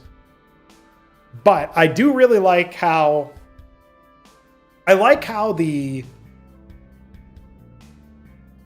so many different maps in Cosmonarchy, and they all get played to some degree anyway. And so it was cool to see a bunch of them that I hadn't seen before. Yeah, it'll be interesting. I think I'm going to sample from the map pools of the two tribunals, or the two phases of tribunals, in order to basically mix and match some of the games, some of the maps that will be in the Acropolis map pool. Oh, and I do need to finish setting up the, whatchamacallit. I need to finish setting up the sign-up form for Gauntlet Stage A, so I'm going to go ahead and do that as we're chilling out here. Anybody has questions, topics they want to hit me with, of course, let me know. I'll be glad to talk a little bit about whatever. And yeah, it was a cool way to get back into the swing of things. We had a reasonable viewership for coming back out of nowhere and not having a lot of... not necessarily having a lot of time to...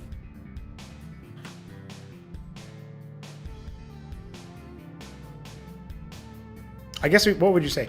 I didn't warn anybody the time for today, but it was still cool to see everybody show up in that way.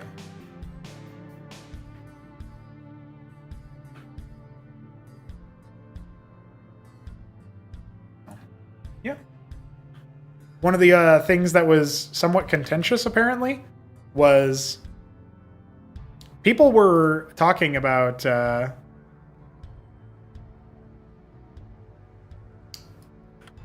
they were talking about reclaimers. And then I saw that Arbuz came back to using the Reclaimers Are Bad name. And I want to know what's up with that. How dare he? He told me he was retiring that. I need to see the game or games where he changed his mind back. That's what I need to see.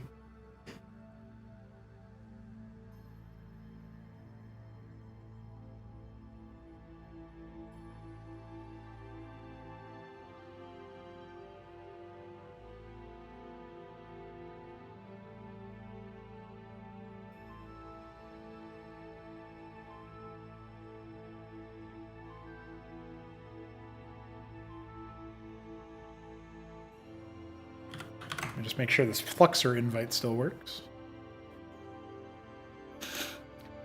Apparently not. I don't know why they are being expired or deleted. That's weird.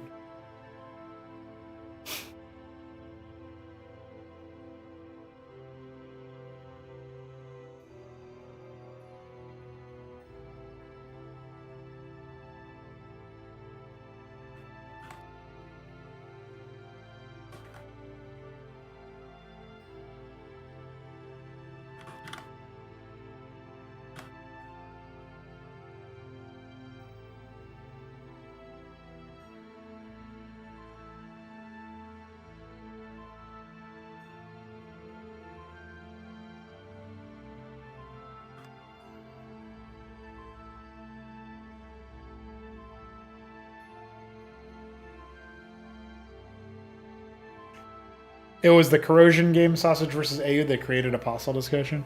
Yeah, but then we saw on Impulsion, he actually held them at bay with pretty, like, middling splash and storm usage.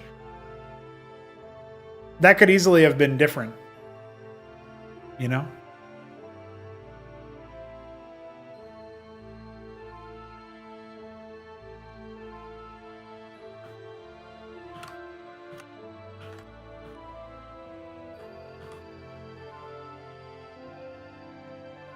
At least in my opinion.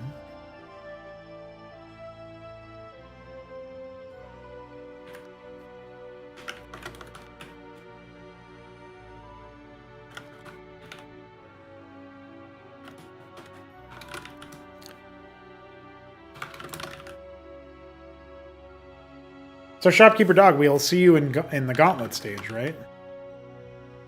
Right?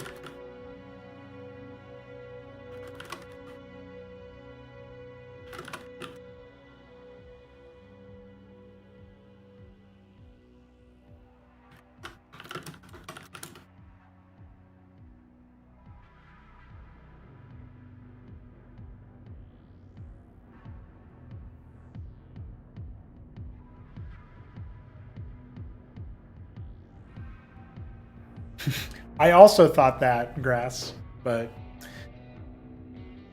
I didn't think they were bad. I know that everybody else thought they were. That's all.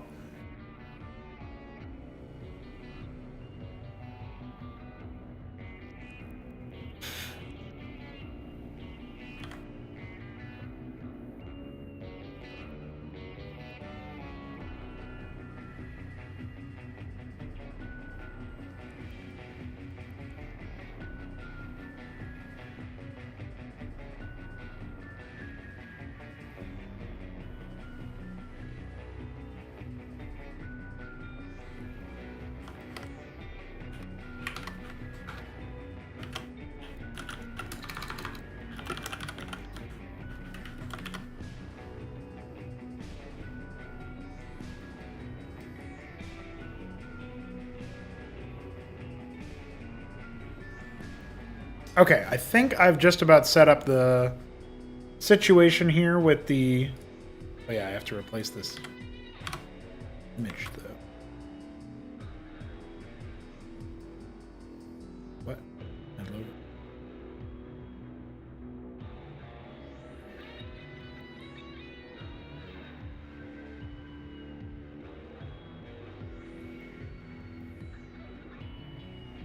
Okay, nice.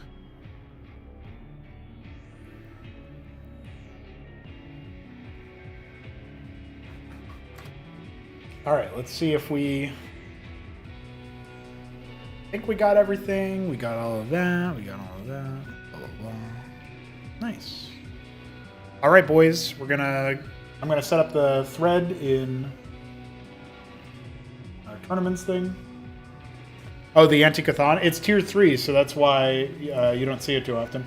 The Aeon is also a reclaimer, by the way.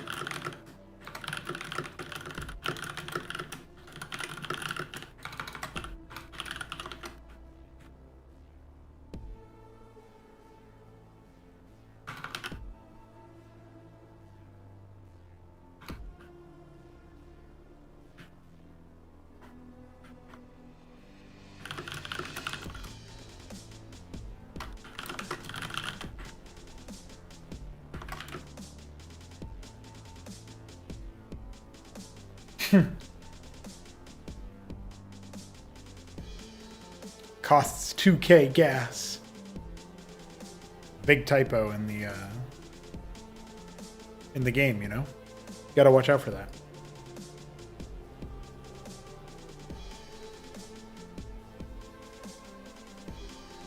Is this actually the same link? Oh yeah, of course it is.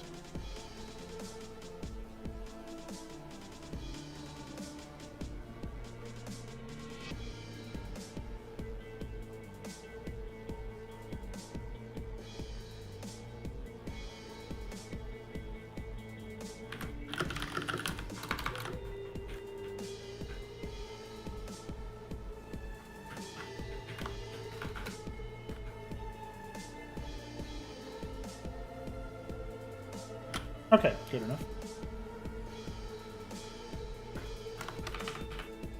Now, do we have threads in Fluxer yet? Is that a possibility?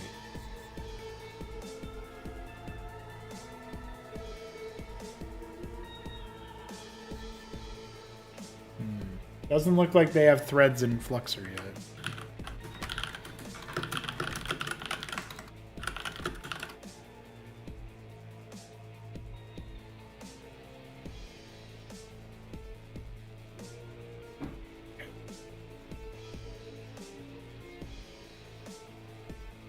By the way, while I wasn't hanging out anymore, while I was away, there was a tournament that George ran. I have no idea how it went, but it was on an old version of Cosmonarchy, which is pretty rad, honestly.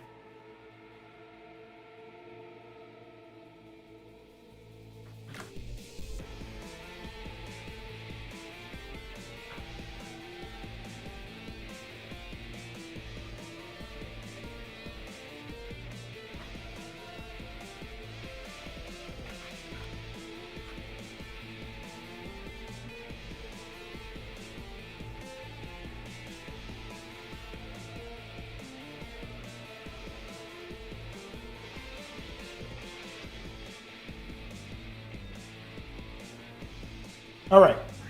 The thread has been created. The link for signing up is now available, and I will post it here. So you guys can all enjoy it. It's a good time.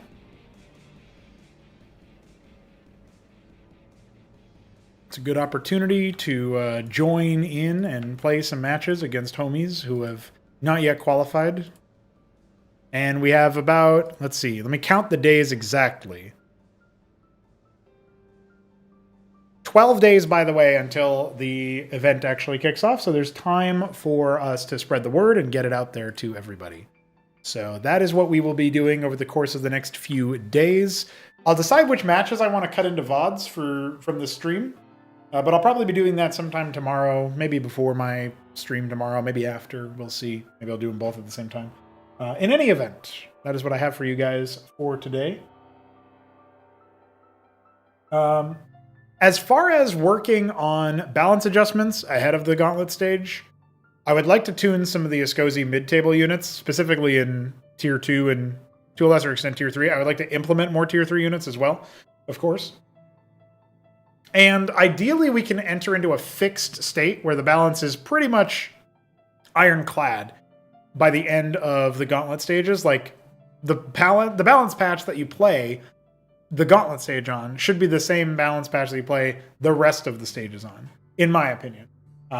We might see some small adjustments here and there for stuff that didn't really matter for matches, like maybe a Tier 3 unit gets adjusted or whatever, and it never actually came into play on the Gauntlet stage, or whatever. But beyond stuff like that, it's mostly just going to be like audio-visual stuff, maybe improved, I don't know, all sorts of things.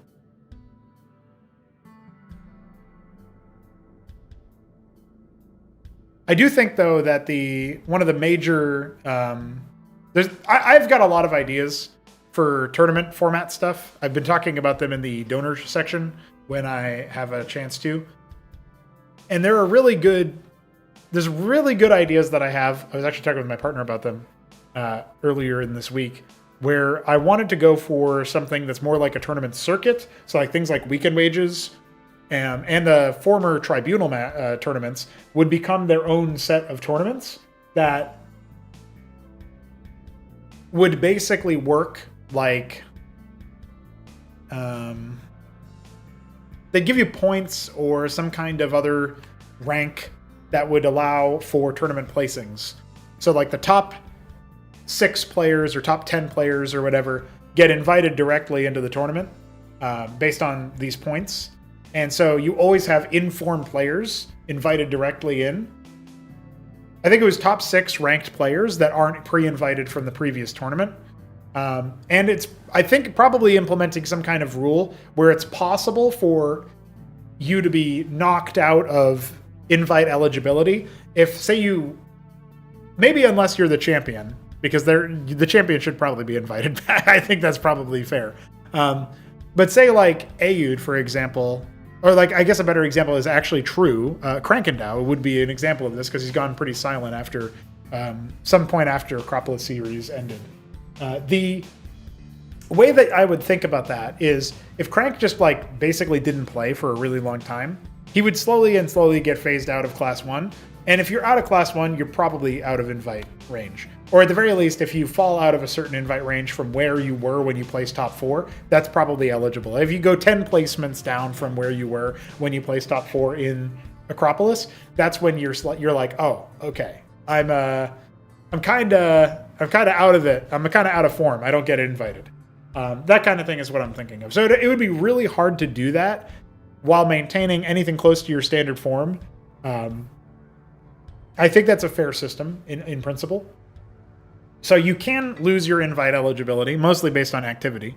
Maybe in some wackadoodle way, if like we get 10 Koreans show up and displace everybody, then yeah, I guess that could be a possibility. But odds are you're going to keep your invite if you got it from the previous top 4. Then we have 6 players get invited directly based off of this ranking or pointing system that you earn by playing in weekend wages and whatever the tribunal gets replaced by, like tournaments every other month or something. And then as time goes on, you could end up in a situation where we have 10 of the 18 players that get directly into Battlement stage would be taken care of through that system, which means that we would be qualifying 4 players from each gauntlet. We'd have 2 gauntlet stages, and that would really simplify the qualification process down, but still provide everything that we need. We get the consistency and storytelling aspect of bringing back the top 4 players from the previous event, and we get the current informed best players guaranteed to be in the event, and we get open qualification for the back seeds that will let you decide, okay, here are the players who were hottest in form in that moment in that tournament who were able to get in and maybe clutch up, right? So that feels like a really well-rounded system and one that would be less work than the current system. And for both of those reasons, I feel like it's a good choice because it's hype in the sense of what it provides the tournament system, but it's also hype in the sense that I can then do more work on other things, which is hype because it means more better game. So those are my thoughts on that. At some point, I'll make like a more of an actual presentation on it or whatever. We'll figure it out then. But that's what I got for now. So GG's, we'll be back with more epic stuff sometime soon. Thanks for hanging out, and I'll see you guys later. Peace.